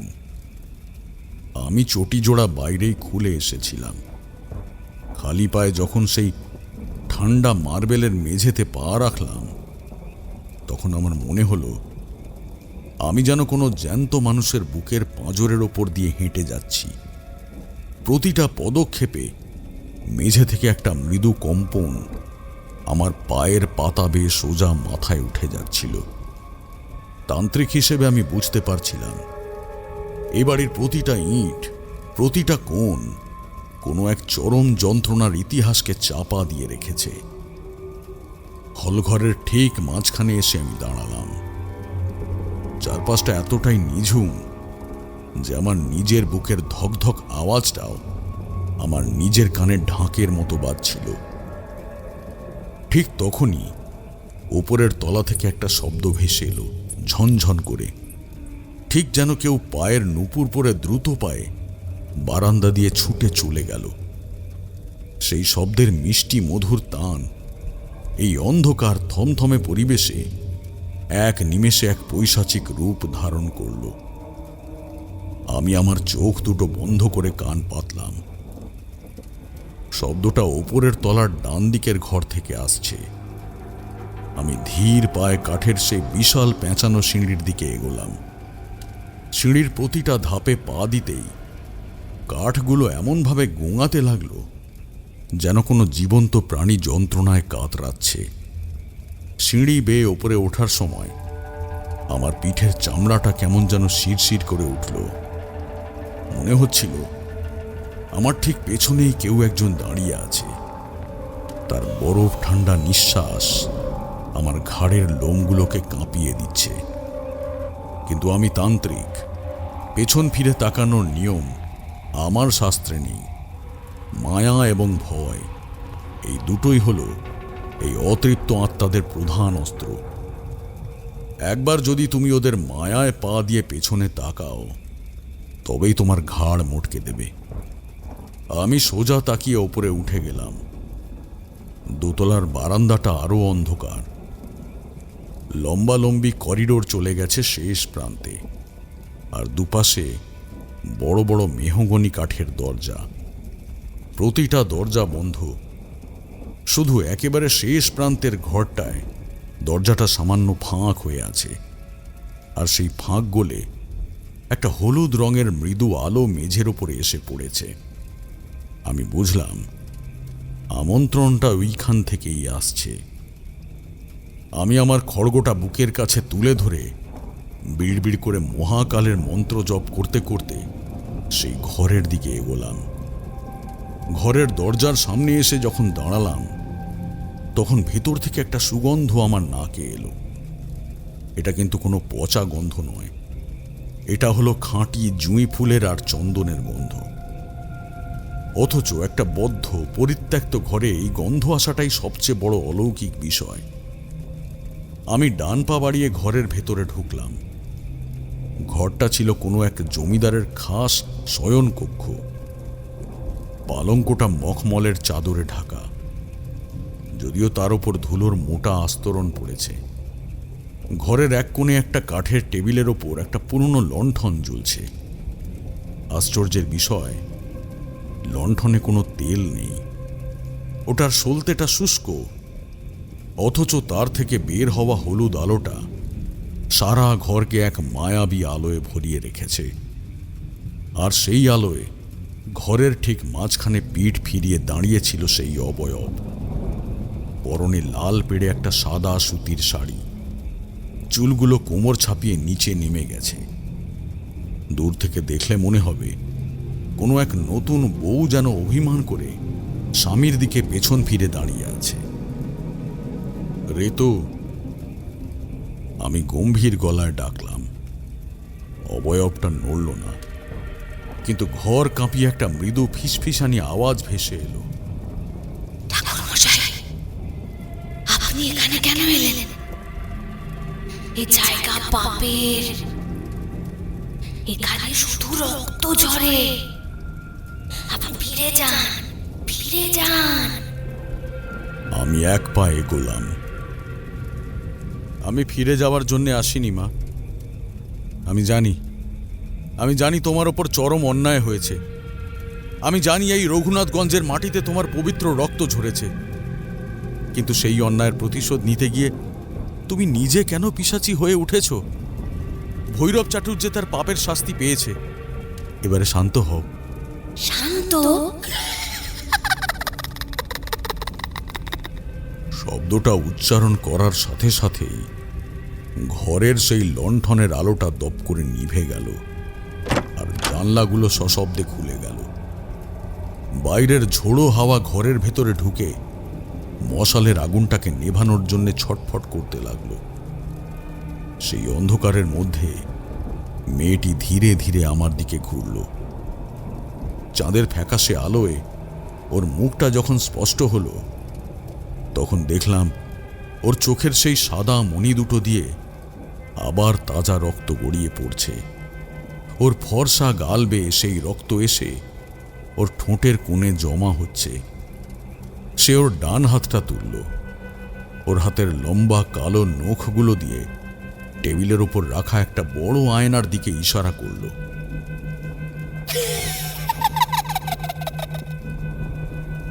ভৈরব তো শুধু হুকুমের কুত্তা ছিল ঠাকুর মশাই। আসল পিশাচ তো এখন ওই দালান বাড়িতে বসে হাসছে। দেখুন, ভালো করে তাকিয়ে দেখুন এই আয়নায়। সেই কাল রাত্রিতে এই ঘরে কি হয়েছিল? ওর গলার আওয়াজটা যেন চারদিকের দেওয়াল থেকে প্রতিধ্বনিত হতে লাগলো। আমি আয়নাটার দিকে তাকালাম, আর তাকাতেই আমার চোখের সামনে বাগান বাড়ির এই ঘরটা উধাও হয়ে গেল। আয়নার কাঁচের ভেতরটা কুয়াশায় ভরে গেল, আর সেই কুয়াশা চিরে ফুটে উঠল 3 মাস আগের সেই অভিশপ্ত ত্রয়োদশীর রাত। আমি দেখতে পাচ্ছিলাম এই ঘরের পালঙ্কে একটা মেয়ে হাত পা বাঁধা অবস্থায় পড়ে ছটফট করছে। ওর মুখটা কাপড় দিয়ে বাঁধা, আর ওর সামনে দাঁড়িয়ে আছে একজন যুবক।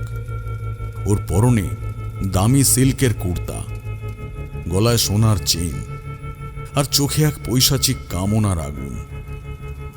যুবকটি মেয়েটির দিকে এগোচ্ছে, আর মেয়েটা অসহায়ভাবে মাথা নাড়ছে। যুবকটির মুখটা আমি ভালো করে দেখার চেষ্টা করলাম, কিন্তু ওর মুখমণ্ডলটা কেমন যেন কুয়াশার আড়ালে ঝাপসা হয়ে রইল। আমি শুধু দেখতে পেলাম ওর ডান হাতের বুড়ো আঙুলের পাশে একটা বাড়তি ছোট আঙুল রয়েছে, অর্থাৎ সে 6 আঙুলওয়ালা একজন মানুষ। যুবকটি যখন মেয়েটার উপর চড়াও হলো, ঠিক তখনই আয়নাটা একটা বিকট শব্দ করে মাঝখান থেকে ফেটে চৌচির হয়ে গেল। আমার চোখের সামনে থেকে সেই দৃশ্য মুছে গেল। আমি একটা দীর্ঘশ্বাস ফেললাম। আমি দেখতে পেয়েছি মা, আমি দেখতে পেয়েছি।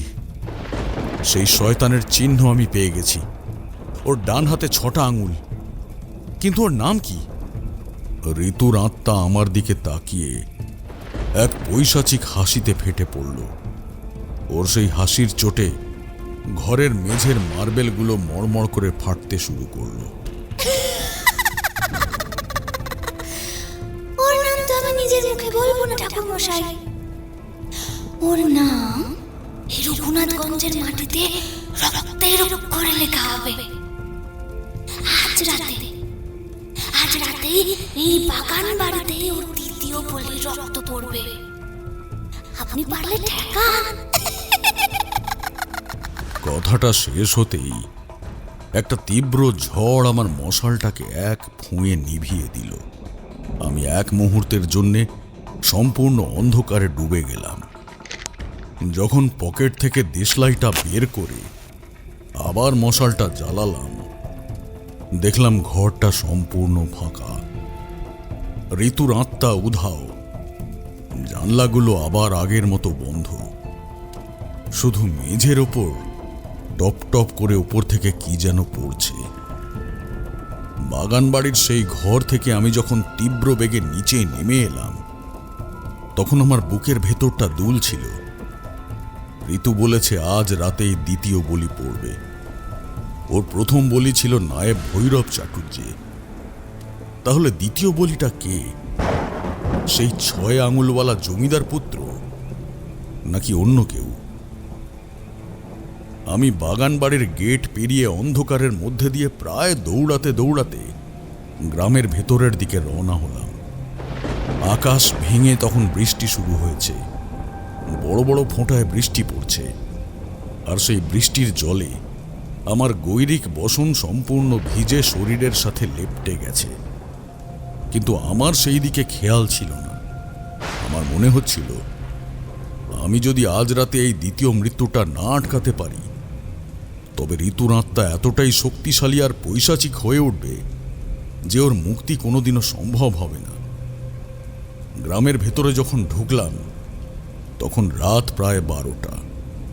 চারিদিক নিঝুম, শুধু বৃষ্টির শব্দের সাথে ব্যাঙের ডাক শোনা যাচ্ছে। আমি সোজা চলে এলাম জমিদারের সেই মূল দালান বাড়ির সামনে। বিশাল সিংহদুয়ার, দুপাশে দুটো পাথরের সিংহ দাঁড়িয়ে আছে।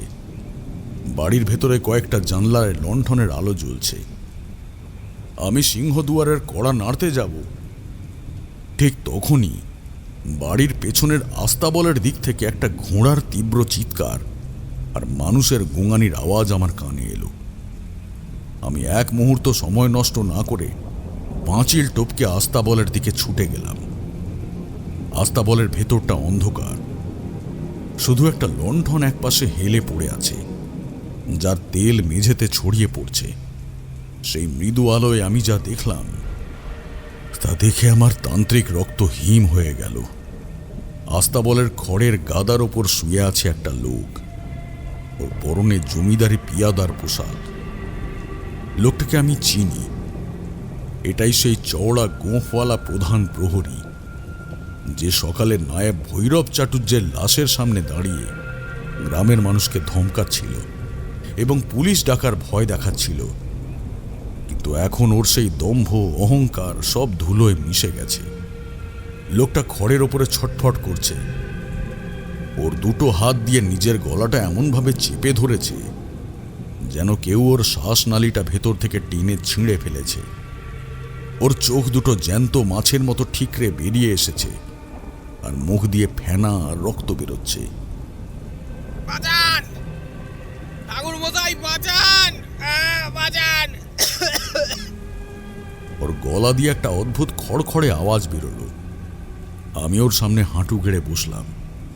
ওর কপালে আমার মন্ত্রপুত হাতটা রাখলাম।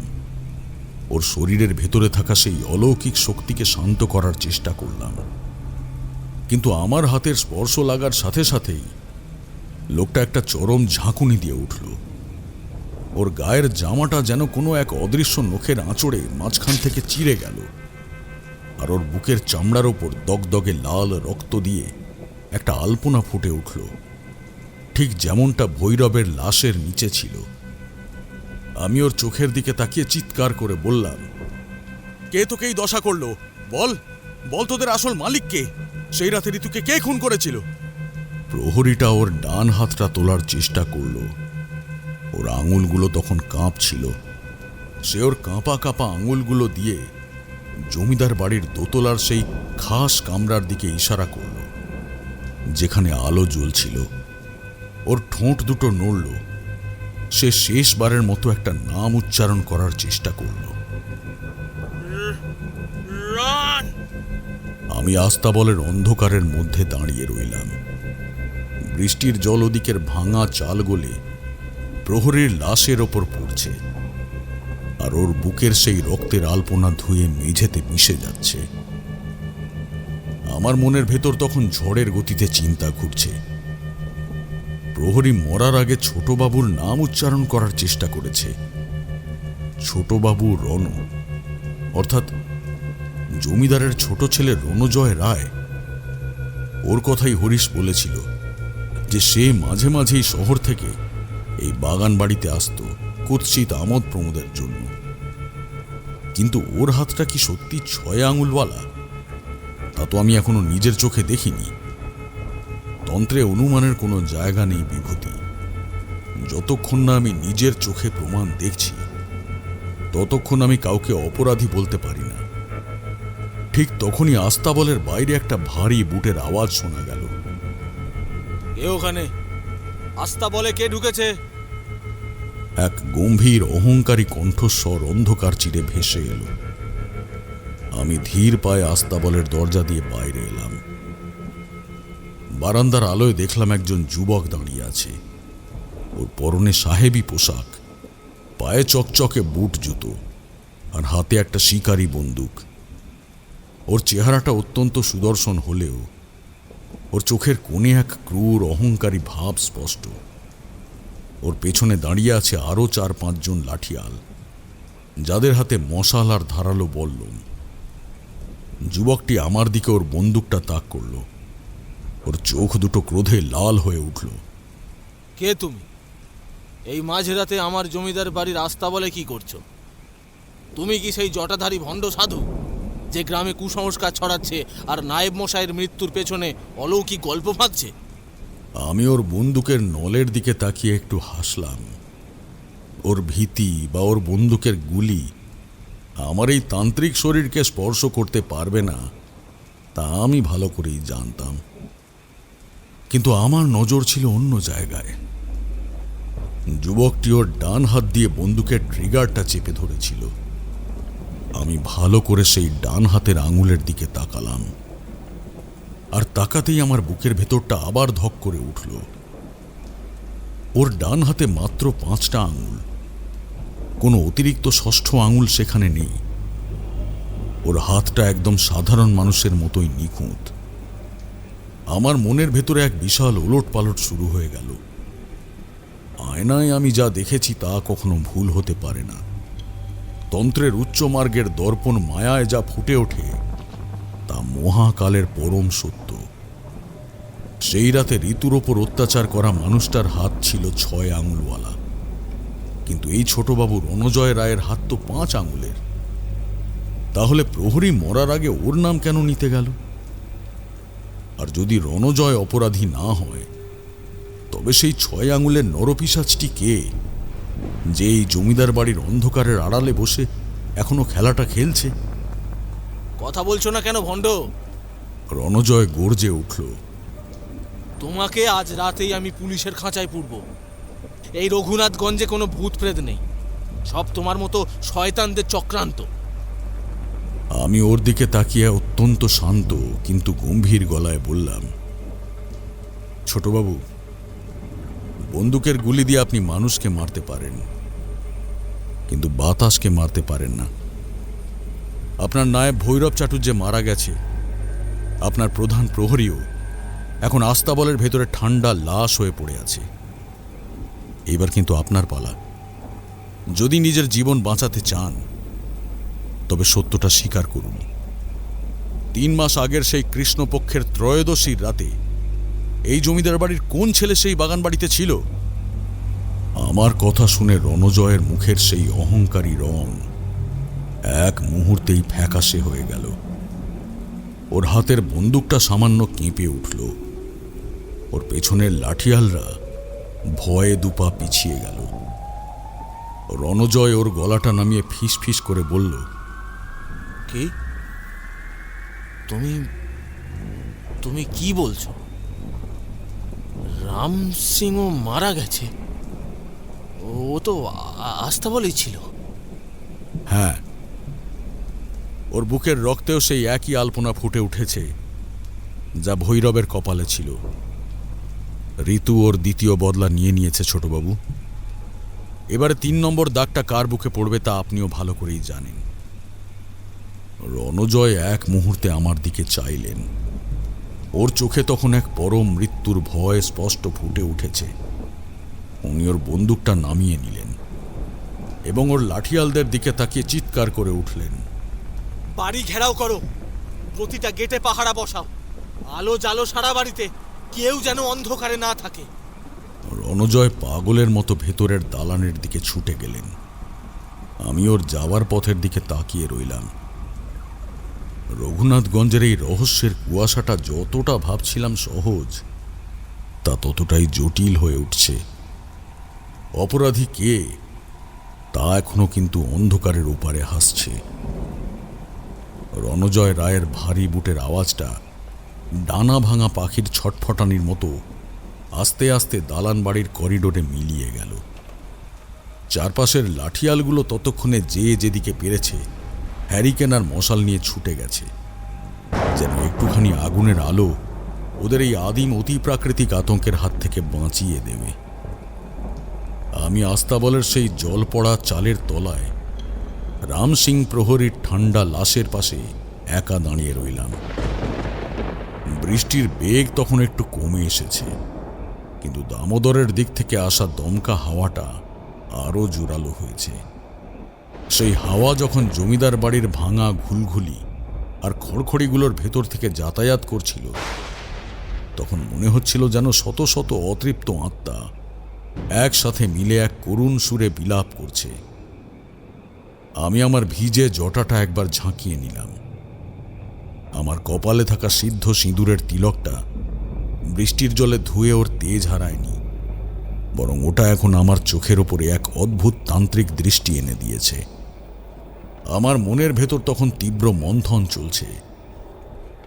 আয়নার সেই অলৌকিক দর্পণ মায়ায় আমি যে হাতটা দেখেছিলাম তা কোনো ভুল বা ভ্রম হতে পারে না।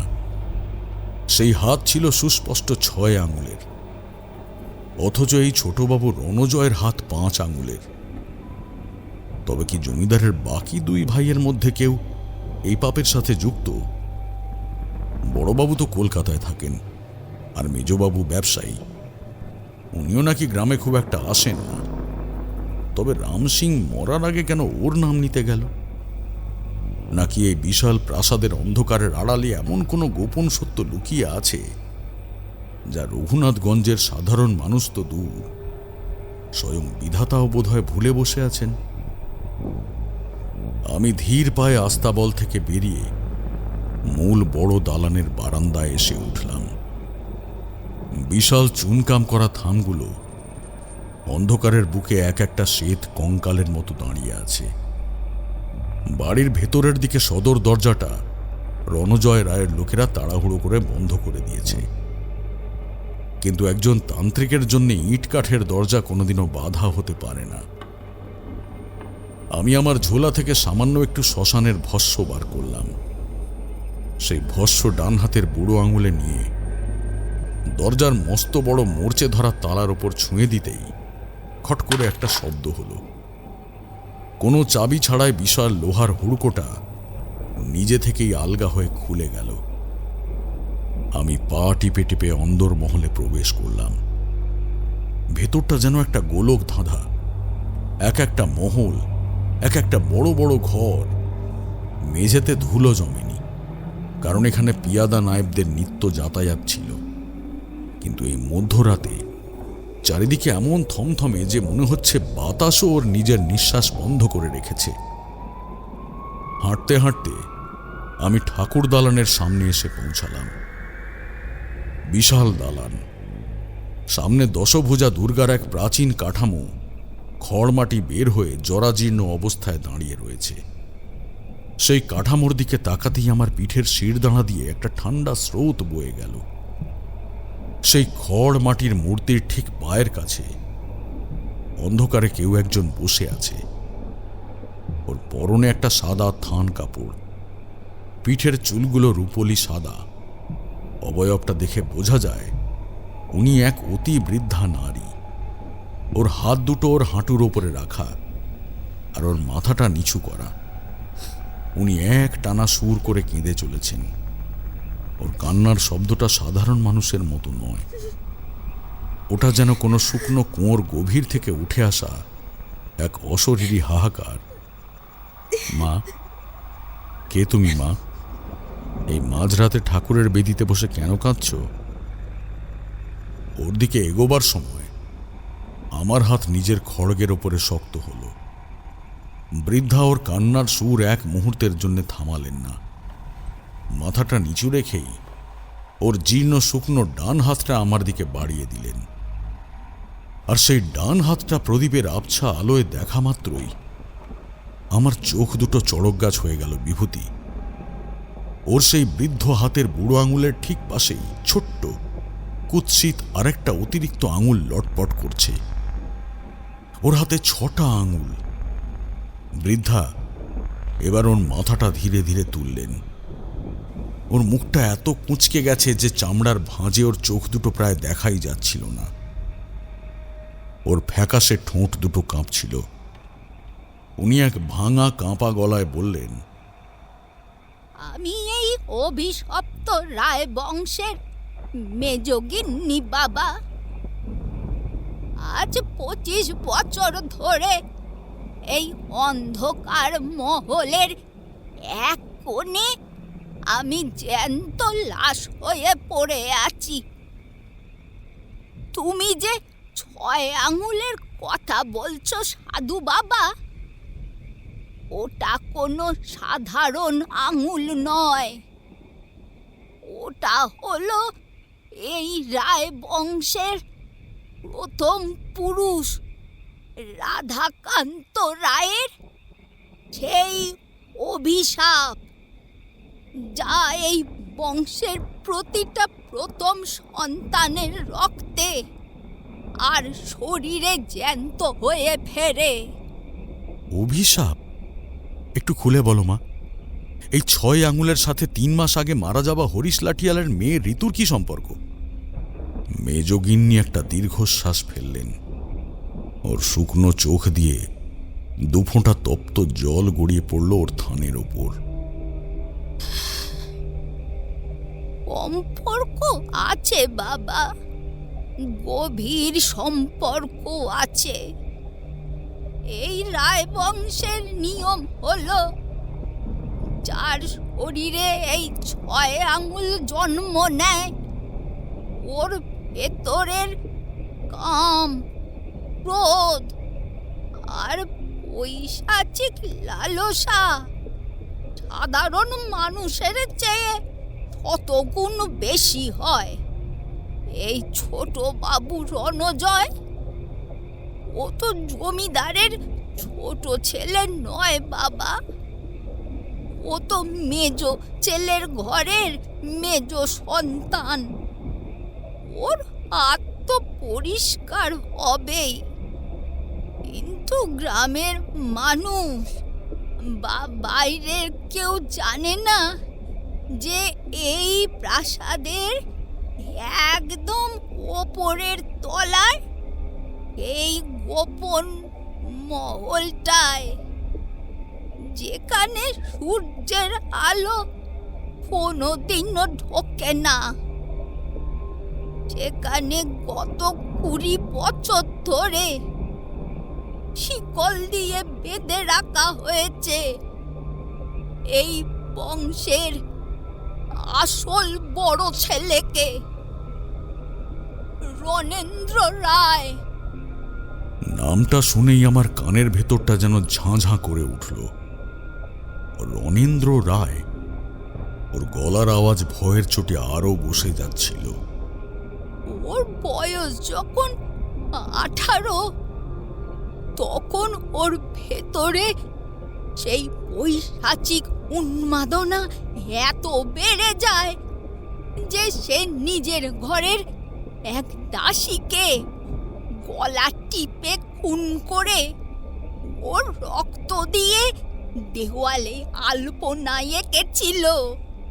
জমিদার মশাই তখন ওর লোক লজ্জা আর ওই বংশের সম্মান বাঁচাতে পুলিশকে টাকা দিয়ে মুখ বন্ধ করেন, আর রণেন্দ্রকে পাগল ঘোষণা করে ওই ওপরের তলায় গোপন কামরায় লোহার শেকল দিয়ে বন্দি করে রাখেন। গ্রামের মানুষ জানে বড়বাবু কলকাতায় থাকেন, কিন্তু আসল বড়বাবু এই ছাদের ওপরেই এক পশুর মতো বেঁচে আছে। আর এই নায়েব ভৈরব চাটুর্যে আর ওই রাম সিং প্রহরী, এরা দুজনেই ছিল সেই পিশাচের আসল রক্ষক। ওরাই মাঝরাতে ওই পাগলের লালসা মেটানোর জন্য গাঁয়ের অবলা মেয়েদের জবরদস্তি তুলে এনে ওপরের ঘরে পৌঁছে দিত। মেজগিন্নির কথাগুলো শুনে আমার সারা শরীরে ক্রোধের আগুন দাউ দাউ করে জ্বলে উঠল। এতক্ষণে রঘুনাথগঞ্জের এই নরককুণ্ডের আসল রহস্যের জটটা আমার সামনে খুলতে শুরু করেছে। ঋতুকে সেই রাতে ভৈরব আর রাম সিং জমিদার বাড়ির মূল অন্দরমহলে নিয়ে আসেনি। ওরা নিয়ে গিয়েছিল সেই নির্জন বাগান বাড়িতে, যেখানে রণেন্দ্রকে হয়তো কোনো এক বিশেষ রাতে গোপনে নিয়ে যাওয়া হয়েছিল ওর পৈশাচিক স্ফূর্তির জন্য। আর সেই 6 আঙুলের নরপিশাচের লালসার শিকার হয়ে ঋতুকে নিজের প্রাণ দিতে হয়েছিল। আজ রাতে কি হতে চলেছে মা? ঋতু তো ওর দ্বিতীয় বলি নিয়ে নিয়েছে, ওর তৃতীয় বলি কি? আমি অত্যন্ত উৎকণ্ঠা নিয়ে জিজ্ঞেস করলাম। বৃদ্ধা আমার দিকে ওর সেই কুৎসিত হাতটা বাড়িয়ে আমার গৈরিক বসনের একটা কোণ ধরলেন। আজ রাতে বড় ভয়ানক কাণ্ড ঘটবে বাবা। রাম সিং যখন মারা যাচ্ছিল, ওর চিৎকার শুনে ওই ওপরের তলার সেই গোপন ঘর থেকে রণেন্দ্র ওর লোহার শেকল ছিঁড়ে ফুঁসে উঠেছে। ওর শরীরের ভেতর এখন সেই পৈশাচিক শক্তি ভর করেছে। সে ঘর ভেঙে বাইরে বেরিয়ে এসেছে সাধু বাবা। সে এখন ওর নিজের ভাইকে, মানে ওই ছোট বাবু রণজয়কে খুন করার জন্য খুঁজছে। কারণ ওর মনে হচ্ছে রণজয় ওর সমস্ত ক্ষমতা আর জমিদারি কেড়ে নিতে চাইছে। তুমি ওদিকে যাও বাবা, ওই রক্তপাত বন্ধ করো, নইলে এই রায় বংশের পাপের আগুনে গোটা গ্রাম ছাই হয়ে যাবে। মেজগিন্নির কথা শেষ হতে না হতেই ওপরের তলা থেকে একটা বিকট শব্দ হলো, ঠিক যেন কোনো বিশাল ভারী কাঠের দরজা এক ধাক্কায় ভেঙে মাটিতে পড়ে গেল। আর তার পরপরই শুরু হলো এক হাড় হিম করা আওয়াজ। লোহার ভারী শিকলটা মেঝের ওপর দিয়ে টেনে নিয়ে যাওয়ার সেই শব্দ এই নির্জন প্রাসাদের দেওয়ালে প্রতিধ্বনিত হয়ে এক পৈশাচিক আবহ তৈরি করল। আমি আর এক মুহূর্ত সময় নষ্ট করলাম না।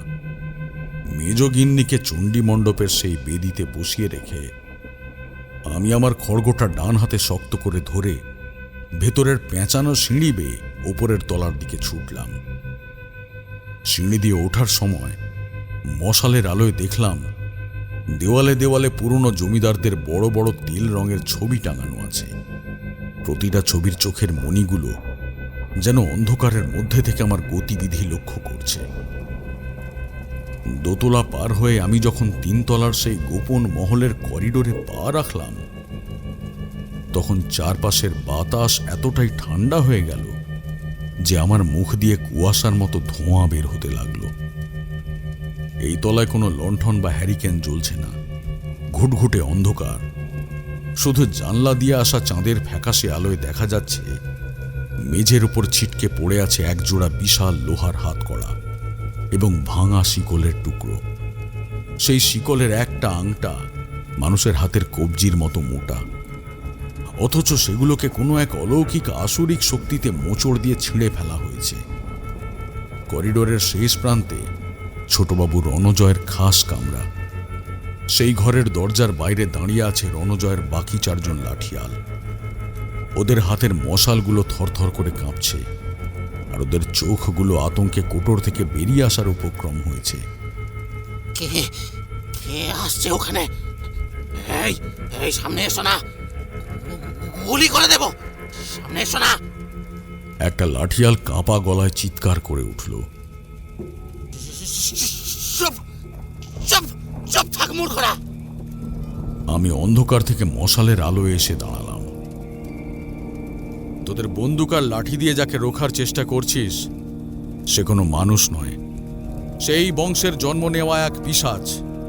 যদি নিজের প্রাণ বাঁচাতে চাস তবে এক্ষুনি এই প্রাসাদ ছেড়ে পালা। আমার কথা শেষ হবার সুযোগ পেল না। বারান্দার অন্য প্রান্তের অন্ধকার কোণ থেকে একটা বিকট অমানসিক গর্জন ভেসে এলো। রণজয়, তোকে আজ আমি কাঁচা চিবিয়ে খাবো। আমার জমিদারি, আমার সিংহাসন সব আমার। সেই গর্জন মানুষের গলা থেকে বের হতে পারে না।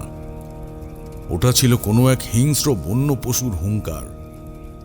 লাঠিয়ালরা সেই শব্দ শুনে ওদের হাতের মশাল আর লাঠি মাটিতে ফেলে রেখে বাবা গো ভূতে খেলো গো বলে চিৎকার করতে করতে সিঁড়ির দিকে পাগলের মতো দৌড়ে পালালো। বারান্দায় পড়ে রইল শুধু আমি আর ওদের ফেলে যাওয়া একটা জ্বলন্ত মশাল। আমি মশালটা কুড়িয়ে নিয়ে অন্ধকারের দিকে তাকালাম, আর চাঁদের আলো আর মশালের আগুনের সন্ধিক্ষণে যা দেখলাম তা দেখে আমার তান্ত্রিক রক্তে এক অদ্ভুত উন্মাদনা তৈরি হলো। বারান্দার ওপার থেকে হেঁটে আসছে এক বিশালকায় মানুষ। ওর উচ্চতা সাধারণ মানুষের চেয়ে অন্তত 1 হাত বেশি। ওর পরনে একটা ছেঁড়া নোংরা কুর্তা, আর ওর চুল দাড়ি জট পাকিয়ে সিংহের কেশরের মতো মুখমণ্ডল ঢেকে রেখেছে। ওর 2 হাতে আর পায়ে তখনও লোহার শিকলের অবশিষ্টাংশ ঝুলছে, যা মেঝের ওপর ঘষ্টানোর ফলে ছনছন শব্দ হচ্ছে। কিন্তু ওর চোখের মণি দুটো ছিল সম্পূর্ণ লাল, টকটকে আগুনের মতো জ্বলছে। আর ওর ডান হাতটা যখন ওর সামনের দেওয়ালের ওপর রাখল, আমি স্পষ্ট দেখলাম ওর সেই হাতে একটা বড় কুৎসিত 6ষ্ঠ আঙুল নড়াচড়া করছে। এটাই রণেন্দ্র রায়, রঘুনাথগঞ্জের সেই 6 আঙুলের আসল নরপিশাচ। রণেন্দ্র ওর সেই লাল চোখ দুটো দিয়ে আমার দিকে তাকালো। ওর ঠোঁটের কোণ দিয়ে লালা ঝরে পড়ছে। সে ওর সেই 6 আঙুলের হাতটা আমার দিকে বাড়িয়ে দিয়ে এক পৈশাচিক হাসি হাসল।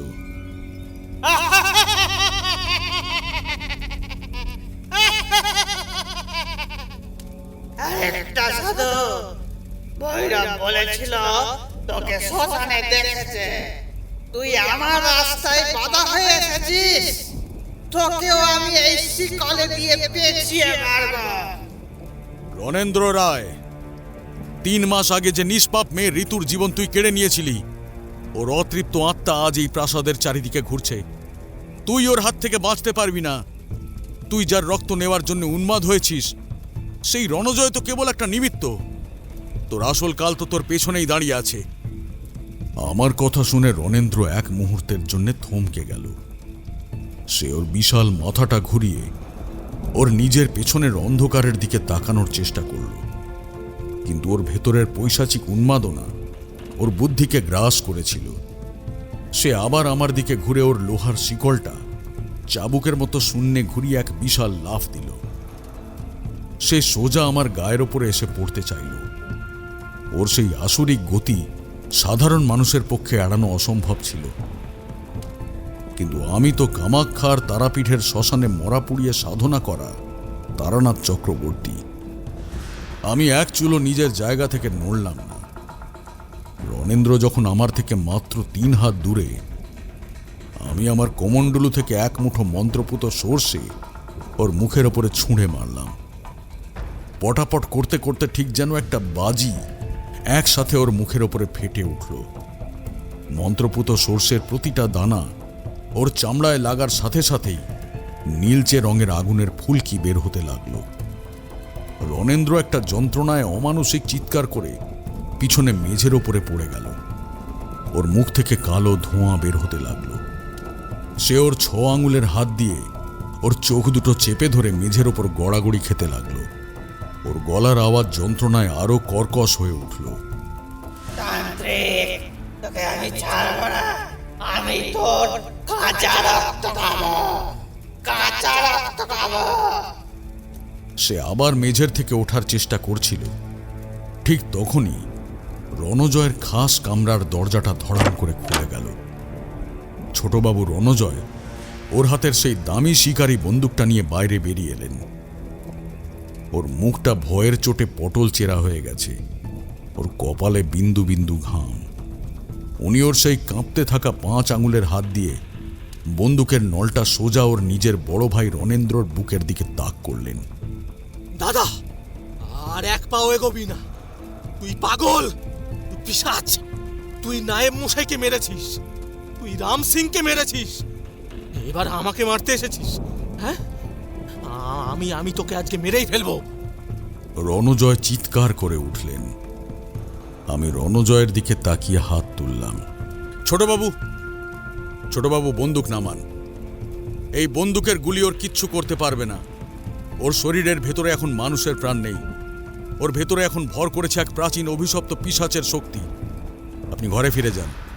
কিন্তু রণজয় তখন ওর নিজের প্রাণের ভয়ে হিতাহিত জ্ঞান হারিয়ে ফেলেছেন। ওর আঙুল ট্রিগারের ওপরে চেপে বসল। দুম দুম দুবার একটা বিকট শব্দ করে বন্দুকের নল থেকে আগুন আর সীসার গুলি ছিটকে বের হলো।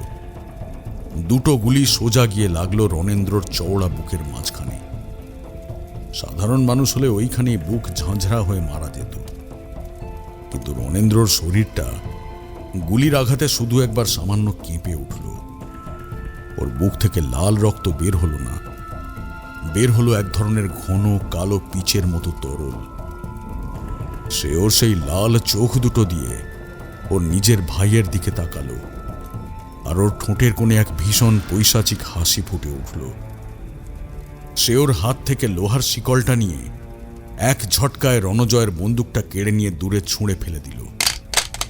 তারপর ওর সেই 6 আঙুলের বিশাল থাবা দিয়ে রণজয়ের গলাটা শক্ত করে চেপে ধরে ওর শরীরটাকে মেঝের থেকে শূন্যে তুলে ফেলল।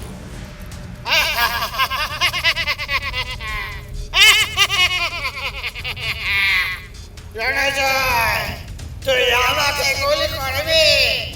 এই জমিদারের আমার, এই রক্ত আমার। আগে আমি তোর রক্ত খাবো। রণেন্দ্র ওর ভাইকে দেওয়ালে পিষে ফেলার জন্য উদ্যত হল। ঠিক তখনই সেই 3 তলার বারান্দার সমস্ত বন্ধ জানলাগুলো একসাথে মরমর করে ভেঙে চুরমার হয়ে গেল। বাইরের সেই মরণ ঠান্ডা হাওয়া ঘরের ভেতরে ঢুকে এক বিশাল কুয়াশার ঘূর্ণি তৈরি করল, আর সেই কুয়াশার মাঝখান থেকে একজোড়া সম্পূর্ণ সাদা মণিহীন চোখ অন্ধকারের বুক চিরে জ্যান্ত হয়ে উঠল। বাতাস চিরে আবার ভেসে এলো সেই চেনা চেরা কণ্ঠস্বরের হাড় হিম করা হাসি। রণেন্দ্র রায়, তুই ভেবেছিস তোর বাপের রক্ত অন্য কেউ নেবে? ও রক্ত ঝরানোর অধিকার শুধু আমার। আজ রাতে এই রায় বংশের মূল উপড়ে যাবে।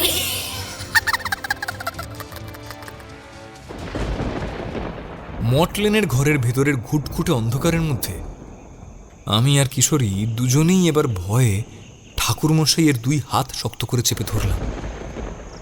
আমাদের হাত দুটো থরথর করে কাঁপছে। কিশোরী ওর শুকনো গলায় কোনো মতে বলল, তারপর কি হলো ঠাকুরমশাই? সেই কুয়াশা থেকে ঋতু কি রণেন্দ্রকে মেরে ফেলল? আর ওই ছোট বাবুরই বা কি হলো? দয়া করে বলুন না ঠাকুরমশাই। তারপর যা ঘটেছিল কিশোরী, তা সাধারণ মানুষের কল্পনারও অতীত। সেই 3 তলার বারান্দায় তখন কেবল ঝড় বইছিল না, বইছিল এক অলৌকিক নরকের হাওয়া।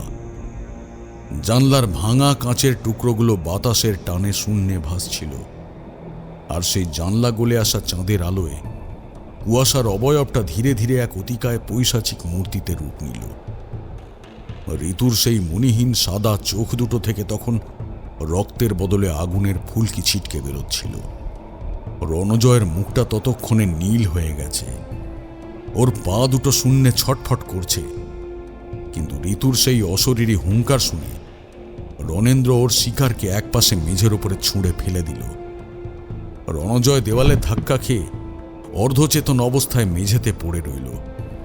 ওর মুখ দিয়ে তখন কেবল একটা গোঙানির শব্দ বেরোচ্ছিল। রণজয় মেঝেতে পড়ে কাস্তে কাস্তে রক্তের বমি করতে লাগলেন। ওর মনের ভেতরের মৃত্যুর ভয় এতক্ষণে ওর সমস্ত জমিদারি দম্ভ, সমস্ত অহংকার ধুলোয় মিশিয়ে দিয়েছে। ওর সামনে এক পাশে দাঁড়িয়ে এক ভয়ঙ্কর পিশাচ ভাই, আর অন্য পাশে জ্বলন্ত প্রতিশোধের আগুন নিয়ে দাঁড়িয়ে সেই মেয়েটি, যার জীবন সে নিজে ধ্বংস করেছিল। আমি আমার খড়গোটা রণজয়ের বুকের কাছে ঠেকিয়ে গর্জে উঠলাম, রণজয় রায়, এখনো সময় আছে, সত্য স্বীকার কর।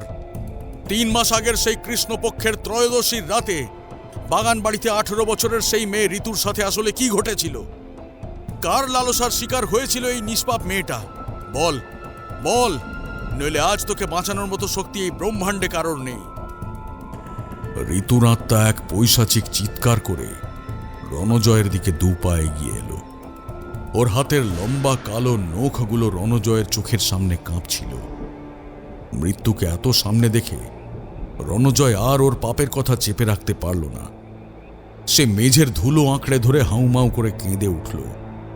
ওর গলা দিয়ে একটা আর্তনাদ বের হলো। আমি আমি সেই পিশাচ ঠাকুর মশাই, আমাকে বাঁচান, আমাকে বাঁচান। ঋতু, আমাকে ক্ষমা করে দাও। আমি সেই রাতে তোমাকে জবরদস্তি বাগান বাড়িতে তুলে নিয়ে গিয়েছিলাম। আমি ভৈরব আর রাম সিং আমার হুকুমেই হরিশ লাঠিয়ালকে পিটিয়ে তোমায় তুলে এনেছিল। আমি ওর রূপ দেখে অন্ধ হয়ে গিয়েছিলাম ঠাকুর মশাই। সে রাতে বাগান বাড়িতে আমি ওর উপর অমানুষিক অত্যাচার করি। ওর ইজ্জত লুটে নি। নিজের ইজ্জত আর সম্মান বাঁচানোর জন্য ঋতু যখন দিঘির জলে ঝাঁপ দিয়ে আত্মহত্যা করলো, তখন আমি ভয় পেয়ে গেলাম। আমি জানতাম পুলিশকে টাকা দিয়ে মুখ বন্ধ করা যাবে, কিন্তু কিন্তু গ্রামের মানুষ যদি জানতে পারে জমিদারের ছোট ছেলে একটা মেয়ের ইজ্জত নিয়েছে, তবে আমার সম্মান ধুলোয় মিশবে। তাই তাই তাই আমি একটা চাল চললাম। রণজয় ওর মুখ মুছে বলতে লাগলো,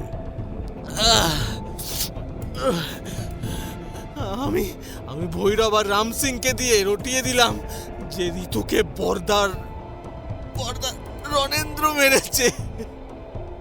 বর্দা তো কথাই বলতে পারে না, সে নিজের দোষ কিভাবে প্রমাণ করবে?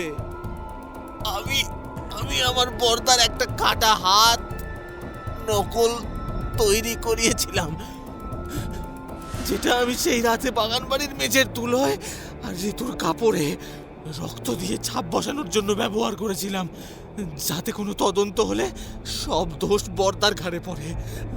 আর আজ ঋতু যখন ফিরে এলো, আমি ভেবেছিলাম বর্দাকে খাঁচা থেকে মুক্ত করে দিলে ঋতু ওকে নিজের হত্যাকারী ভেবে ওর উপর প্রতিশোধ নেবে, আর আমি বেঁচে যাব। আমি বর্দার শিকল কেটে ওর শরীরের ভেতরে রাগ বাড়িয়ে এখানে পাঠিয়েছিলাম ঠাকুর মশাই। কিন্তু ঋতু সব জেনে গেছে, সে সব বোঝে। আমাকে বাঁচান ঠাকুর মশাই, আমাকে বাঁচান। ঘরের ভেতরের বাতাস যেন এক নিমেষে ফুটন্ত তেলের মতো গরম হয়ে উঠল। ঋতুর আত্মা এতক্ষণে জানতে পেরেছে ওর আসল অপরাধীটা কে। ওর সেই মণিহীন সাদা চোখ দুটো থেকে রক্তের বদলে আগুনের হলকা বের হতে লাগলো। সে এক কান ফাটানো পৈশাচিক চিৎকার করে উঠল, যাই বিশাল প্রাসাদের ভিত্তি প্রস্তরকে কাঁপিয়ে দিল।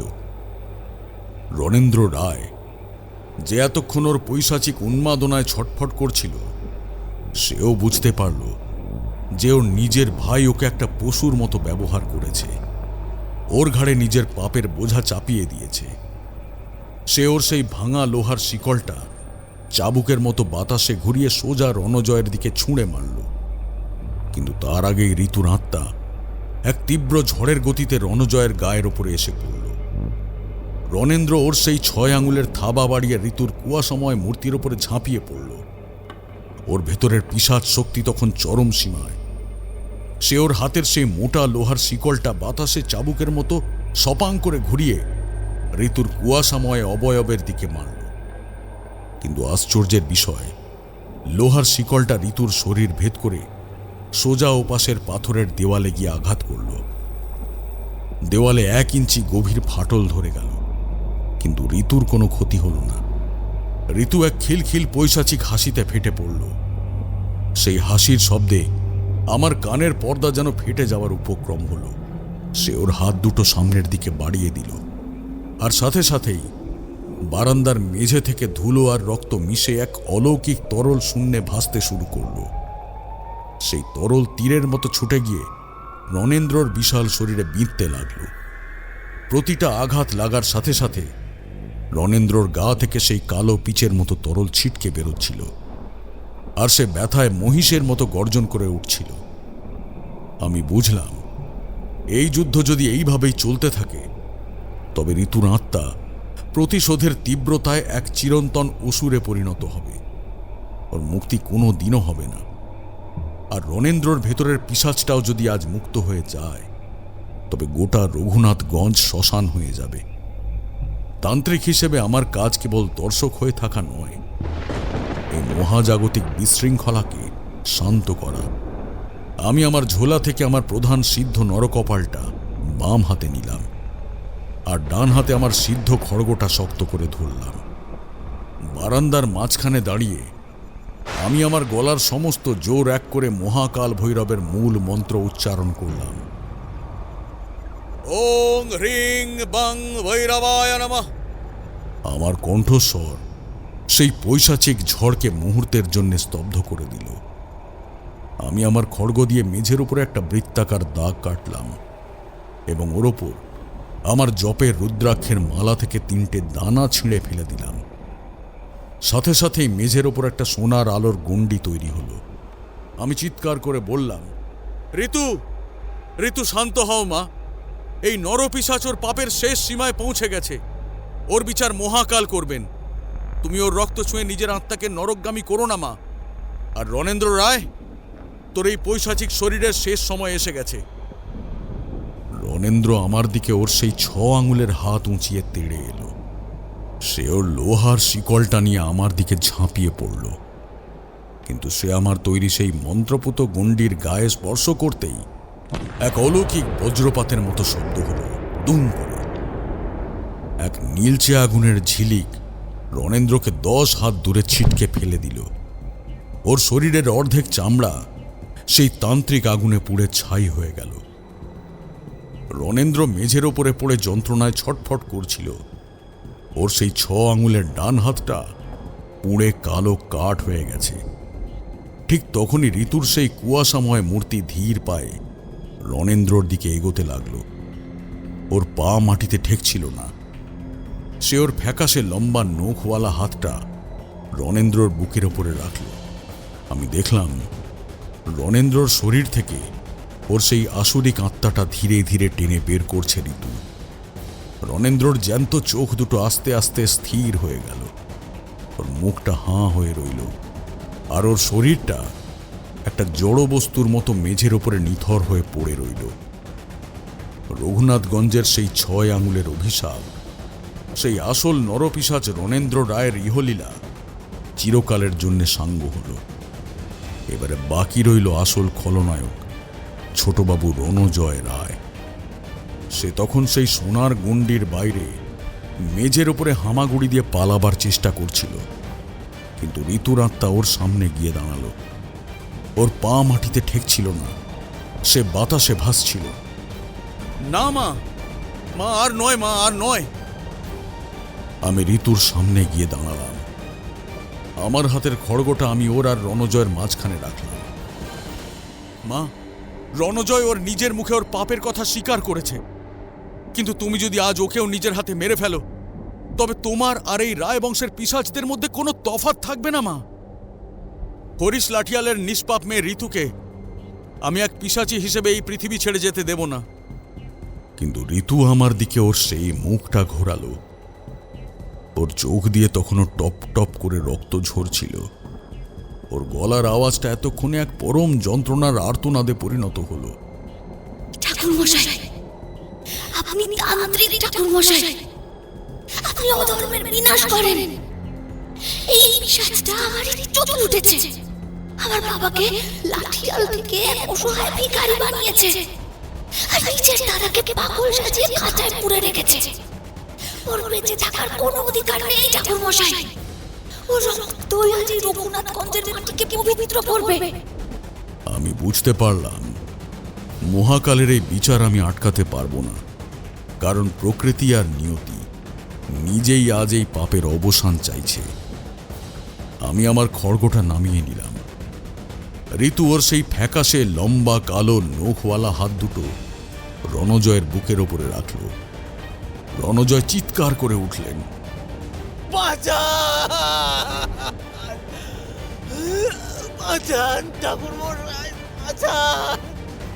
ওর সেই 5 আঙুলের হাত দুটো দিয়ে সে ঋতুর অদৃশ্য হাতটাকে সরানোর চেষ্টা করতে লাগলো, কিন্তু অলৌকিক শক্তির সামনে মানুষের তৈরি হাড় মাংসের শরীর কতটুকুই বা ক্ষমতা রাখে। ঋতুর নখগুলো রণজয়ের বুকের চামড়া ভেদ করে ভেতরে ঢুকে গেল। কোনো তলোয়ার বা ছুরির আঘাত ছাড়াই রণজয়ের বুকের চামড়াটা মাঝখান থেকে চিরে গেল। আর আশ্চর্য বিষয় বিভূতি, ওর বুক থেকে লাল মানুষের রক্ত বের হলো না, বের হতে লাগলো কালো দুর্গন্ধযুক্ত একটা তরল, যেন ওর ভেতরের সমস্ত পাপ আর কুৎসিত কামনার রক্ত পচে ভেতরে বিষ হয়ে গিয়েছিল। রণজয় ওর নিজের হাত দুটো দিয়ে নিজের গলাটা চেপে ধরল। ওর চোখ দুটো জ্যান্ত মাছের মতো কোটর থেকে ঠিকরে বেরিয়ে এলো।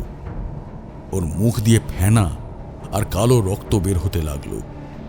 সে মেঝের ওপর ছটফট করতে লাগলো, ঠিক যেমনটা রাম সিং প্রহরী আর নায়েব ভৈরব চাটুর্যে ছটফট করেছিল। ঋতু ওর হাতটা ওর বুকের ওপর থেকে সরাতেই রণজয়ের শরীরটা একটা শেষ চরম ঝাঁকুনি দিয়ে মেঝের উপরে শান্ত হয়ে গেল। ওর চোখ দুটো খোলা রইল, কিন্তু ওর চোখের মণিতে তখন এক অবর্ণনীয় বিভীষিকা আর আকুল কান্নার ছাপ স্পষ্ট। ওর বুকের সেই চেরা চামড়ার ওপর রক্ত দিয়ে একটা বিশাল আলপনা ফুটে উঠল, আর ওর মাঝখানে স্পষ্ট অক্ষরে লেখা ফুটে উঠল 3। রঘুনাথগঞ্জের সেই মূল অপরাধী, সেই নরপিশাচ ছোটবাবু রণজয় রায়ের ইহলীলা এবং ওর তৈরি সমস্ত কুচক্রের অধ্যায় এক নিমেষে শেষ হল। ওর লাশের ঠিক নিচে, রক্তের সেই আলপনার মাঝখানের সংখ্যাটার নিচেই ছোট্ট করে আর একটা শব্দ লেখা ফুটে উঠল, প্রতিশোধ। রণজয়ের মৃত্যুর সাথে সাথেই ঘরের সেই পৈশাচিক ঝড়টা এক মুহূর্তে শান্ত হয়ে গেল। জানলার ভাঙা কাঁচের টুকরোগুলো মেঝের উপরে ঝনঝন করে ঝরে পড়ল, আর দামোদরের দিক থেকে আসা সেই মরণ ঠান্ডা হাওয়াটা বদলে গিয়ে এক পরম স্নিগ্ধ সুগন্ধি বাতাসে পরিণত হল। ঋতুর সেই ভয়ঙ্কর কুৎসিত পিশাচী রূপটা রণজয়ের মৃত্যুর পর এক নিমেষে মিলিয়ে গেল। ওর সেই মণিহীন সাদা চোখ দুটোতে আবার সুন্দর নিষ্পাপ কালো মণি ফিরে এলো। ওর গায়ের সেই ফ্যাকাশে সাদা রং বদলে গিয়ে এক জ্যোতির্ময় স্বর্গীয় আলোয় চারিদিক আলোকিত হয়ে উঠল। ওর চুলগুলো আর উস্কো খুস্কো ছিল না। ওর মুখটা আবারও সেই 18 বছরের এক শান্ত সরল গায়ের মেয়ের মতো সুন্দর হয়ে উঠল। সে আমার দিকে তাকালো। ওর হাত দুটো জোড় করে সে আমার সামনে হাঁটু গেড়ে বসল। ওর চোখ দিয়ে এবার আর রক্ত পড়ছিল না, পড়ছিল পরম শান্তির 2 ফোঁটা জল। ধন্যবাদ ঠাকুর মশাই।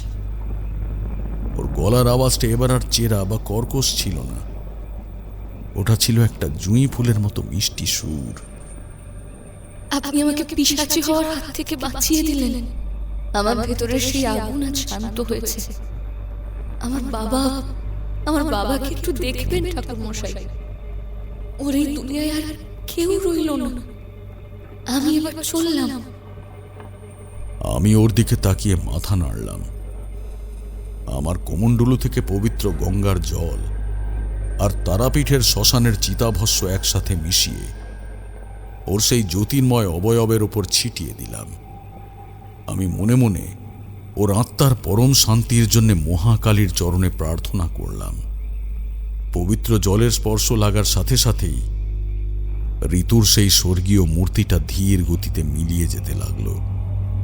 ওর সেই আলোকোজ্জ্বল রূপটা যেন ভোরের প্রথম আলোর কণার সাথে মিশে গিয়ে জানলা গুলে আকাশের দিকে উড়ে গেল। আমি স্পষ্ট দেখতে পেলাম এক মুক্ত আত্মা সমস্ত লাঞ্ছনার যন্ত্রণার গণ্ডি পেরিয়ে স্বর্গের আলোয় লীন হয়ে গেল। আমি একটা গভীর দীর্ঘশ্বাস ফেলে আমার খড়গোটা ঝোলায় পড়লাম। জানলা দিয়ে তাকিয়ে দেখলাম রঘুনাথগঞ্জের আকাশে সূর্য উঠেছে। বৈশাখের সেই তপ্ত ভারী বাতাসের বদলে আজকের সকালের বাতাসটা ছিল অদ্ভুত রকমের হালকা আর পবিত্র, যেন এক দীর্ঘ অভিশাপের মেঘ কেটে গিয়ে গ্রামে নতুন জীবনের আলো ফুটেছে।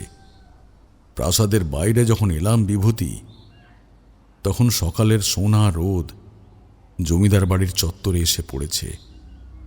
গ্রামের মানুষ এতক্ষণে বুঝতে পেরেছিল যে প্রাসাদের ভেতরে রাত্রে এক মহাপ্রলয় ঘটে গেছে। শত শত মানুষ লাঠি, বল্লম আর হ্যারিকেন নিয়ে জমিদার বাড়ির চত্বরে এসে জমা হয়েছিল।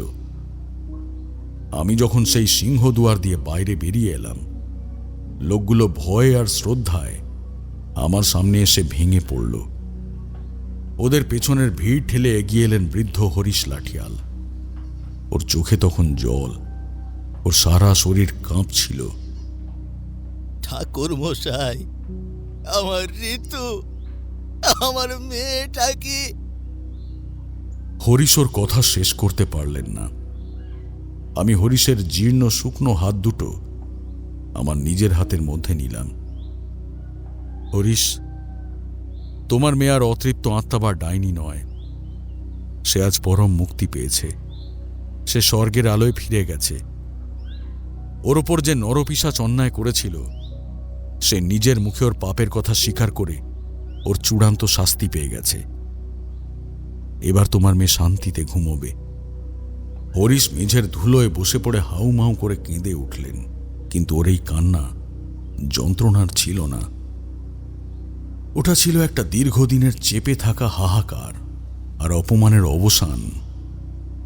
গ্রামের মানুষ এতদিনে জানতে পারল যে ছোটবাবু রণজয় ছিল আসল অপরাধী, আর বড়বাবু রণেন্দ্র ছিলেন কেবল এক অসহায় বলির পাঁঠা। জমিদার বাড়ির ভেতর থেকে পিয়াদারা ধরাধরি করে রণজয় আর রণেন্দ্রর নিথর লাশ দুটো বাইরে বার করে আনল। ওদের লাশের সেই বিভৎস রূপ দেখে গ্রামের মানুষ ভয়ে দুপা পিছিয়ে গেল। যে প্রাসাদের অহংকারে রণজয় সাধারণ মানুষকে মানুষ বলে মনে করত না, আর সে নিজেই সেই প্রাসাদের ধুলোয় এক কুৎসিত লাশ হয়ে পড়ে রইল। বিধাতার এই অদ্ভুত আর নিখুঁত বিচার দেখে আমি মনে মনে প্রণাম জানালাম। গ্রামের মানুষ আমার পায়ের ধুলো নেওয়ার জন্য হুড়োহুড়ি শুরু করল, কিন্তু আমি তো অবধূত, আমি তো তারানাথ চক্রবর্তী। এক জায়গায় বেশি দিন থাকা বা মানুষের স্তুতি শোনা এ আমার ধর্ম নয়। আমি আমার কাঁধের ঝোলাটা কাঁধে তুলে নিলাম।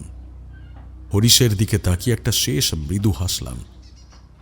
তারপর দামোদর তীরের সেই মিঠো রাস্তা ধরে ধীর পায়ে গ্রামের সীমানার দিকে এগিয়ে গেলাম। রঘুনাথগঞ্জ আবার ওর চেনা শান্ত রূপে ফিরে এলো, আর ওর মাটির নিচে চিরকালের জন্য চাপা পড়ে রইল এক পিশাচের মুখোশ খোলার হাড় হিম করা অধ্যায়। ঠাকুরমশাই কথা শেষ করে চুপ করে গেলেন। চুরুটের শেষ অংশটা অ্যাস্ট্রেতে গুঁজে দিয়ে উনি ওর জটাটা একবার হাত দিয়ে ঠিক করে নিলেন। কলকাতার মটলেনের সেই ছোট ঘরটায় তখন সম্পূর্ণ নীরবতা। ভোরের আলো ততক্ষণে জানলার খড়খড়ি গলে ঘরের মেঝেতে এসে পড়েছে। ঘরের কোণের সেই পিতলের প্রদীপটা নিভে পড়ে আছে, ওটার তেল শেষ। আমি আর কিশোরী দুজনেই এতক্ষণ মন্ত্রমুগ্ধের মতো বসে ওর মুখের কাহিনীর সেই অলৌকিক দৃশ্যগুলো চোখের সামনে দেখছিলাম। আমাদের চপের ঠোঙাটা কখন একপাশে উল্টে গেছে আর চপগুলো ঠান্ডা হয়ে গেছে। সত্যি বলতে কি সেই দিকে আমাদের কোনো খেয়ালই ছিল না। কিশোরী ওর গায়ের চাদরটা ভালো করে জড়িয়ে নিয়ে একটা দীর্ঘশ্বাস ফেলে বলল, ঠাকুরমশাই, ছোটবাবু রণজয় এত বড় শয়তান ছিল। নিজের দোষ ঢাকার জন্য নিজের পাগল দাদাকে এইভাবে ব্যবহার করলো। আর ঋতু শেষ পর্যন্ত মেয়েটা বিচার পেল। ঠাকুরমশাই ঠোঁটের কোণে সেই চেনা মৃদু রহস্যময় হাসিটা ফিরিয়ে আনলেন। ওর হ্যারিকেনটা একপাশে সরিয়ে রেখে বললেন, সংসারে মানুষের চেয়ে বড় পিশাচ আর কেউ নেই কিশোরী। আমরা ভূত প্রেতকে ভয় পাই, কিন্তু জ্যান্ত মানুষের মনের ভেতর যে কত বড় অন্ধকার নরক লুকিয়ে থাকে তা যদি তোমরা দেখতে পেতে তবে রাতে ঘুমোতে পারতে না। কিন্তু মহাকালের বিচার থেকে রেহাই পাওয়ার ক্ষমতা কারোর নেই। আমি এতক্ষণ পর একটা ঢোক গিলে বললাম, কিন্তু ঠাকুরমশাই, রঘুনাথগঞ্জের সেই জমিদার বাড়ির কি হলো পরে? ঝোলাটা গোছাতে গোছাতে ঠাকুরমশাই বললেন, জমিদার বংশের সেই বিশাল সম্পত্তি দেখভালের কেউ ছিল না। মেজবাবু পরে এসে জলের দামে বিক্রি করে দিয়ে কলকাতায় চলে যান। আর রঘুনাথগঞ্জের সেই বাগান বাড়িটা, ওটা আজ 15 বছর ধরে জঙ্গলে ঢাকা পড়ে আছে। ওদিকের রাস্তায় দিনের বেলাতেও এখন আর কেউ হাঁটে না। মানুষ বলে কৃষ্ণপক্ষের ত্রয়োদশীর রাতে এখনো দামোদরের হাওয়া যখন সেই বাগান বাড়ির জানলায় ধাক্কা মারে, তখন নাকি দূর থেকে একটা মেয়ের মিষ্টি পায়ের নুপুরের আওয়াজ শোনা যায়। কিন্তু সেই আওয়াজ ভয়ের নয় বিভূতি, ওটা হলো এক মুক্ত আত্মার আনন্দের সুর। আমরা দুজনে উঠে দাঁড়ালাম। আজকের সকালটা কেমন যেন অন্যরকম লাগছে। তারানাথ তান্ত্রিকের এই ঘর থেকে যখনই আমরা কোনো কাহিনী শুনে বেরোই, কলকাতার এই চেনা ব্যস্ত রাস্তাঘাট, ট্রামের ঘর ঘর আওয়াজ আর চায়ের দোকানের কোলাহলকে কেমন যেন অবাস্তব মনে হয়। মনে হয় আসল পৃথিবীটা বোধহয় লুকিয়ে রয়েছে ওই অন্ধকারের ওপারে, যার চাবিকাঠি শুধু এই মটলেনের তান্ত্রিকেরই জানা আছে। আসছি ঠাকুরমশাই, আবার আসবো সামনের সপ্তাহে। আমি ওর পায়ের কাছে হাত ঠেকিয়ে প্রণাম করে বললাম।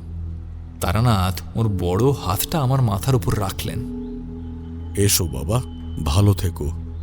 আর হ্যাঁ, রাস্তায় যাওয়ার সময় বেশি চিন্তা করো না, কিন্তু মানুষের মনের ভেতরের পিশাচটা যেন কোনোদিনও বাইরে না আসে, সেই চেষ্টা করো, কেমন? ঠাকুরমশাইয়ের সেই চেনা রসিকতায় ভরা হাসির শব্দটা আমাদের মনে নিয়ে আমি আর কিশোরী ধীর পায়ে মটলেনের সেই অন্ধকার গলি দিয়ে কলকাতার রাজপথের দিকে বেরিয়ে এলাম। আমাদের পেছনে পড়ে রইল এক অলৌকিক রাতের স্মৃতি আর এক তান্ত্রিকের রহস্যময় স্মৃতির পাতা।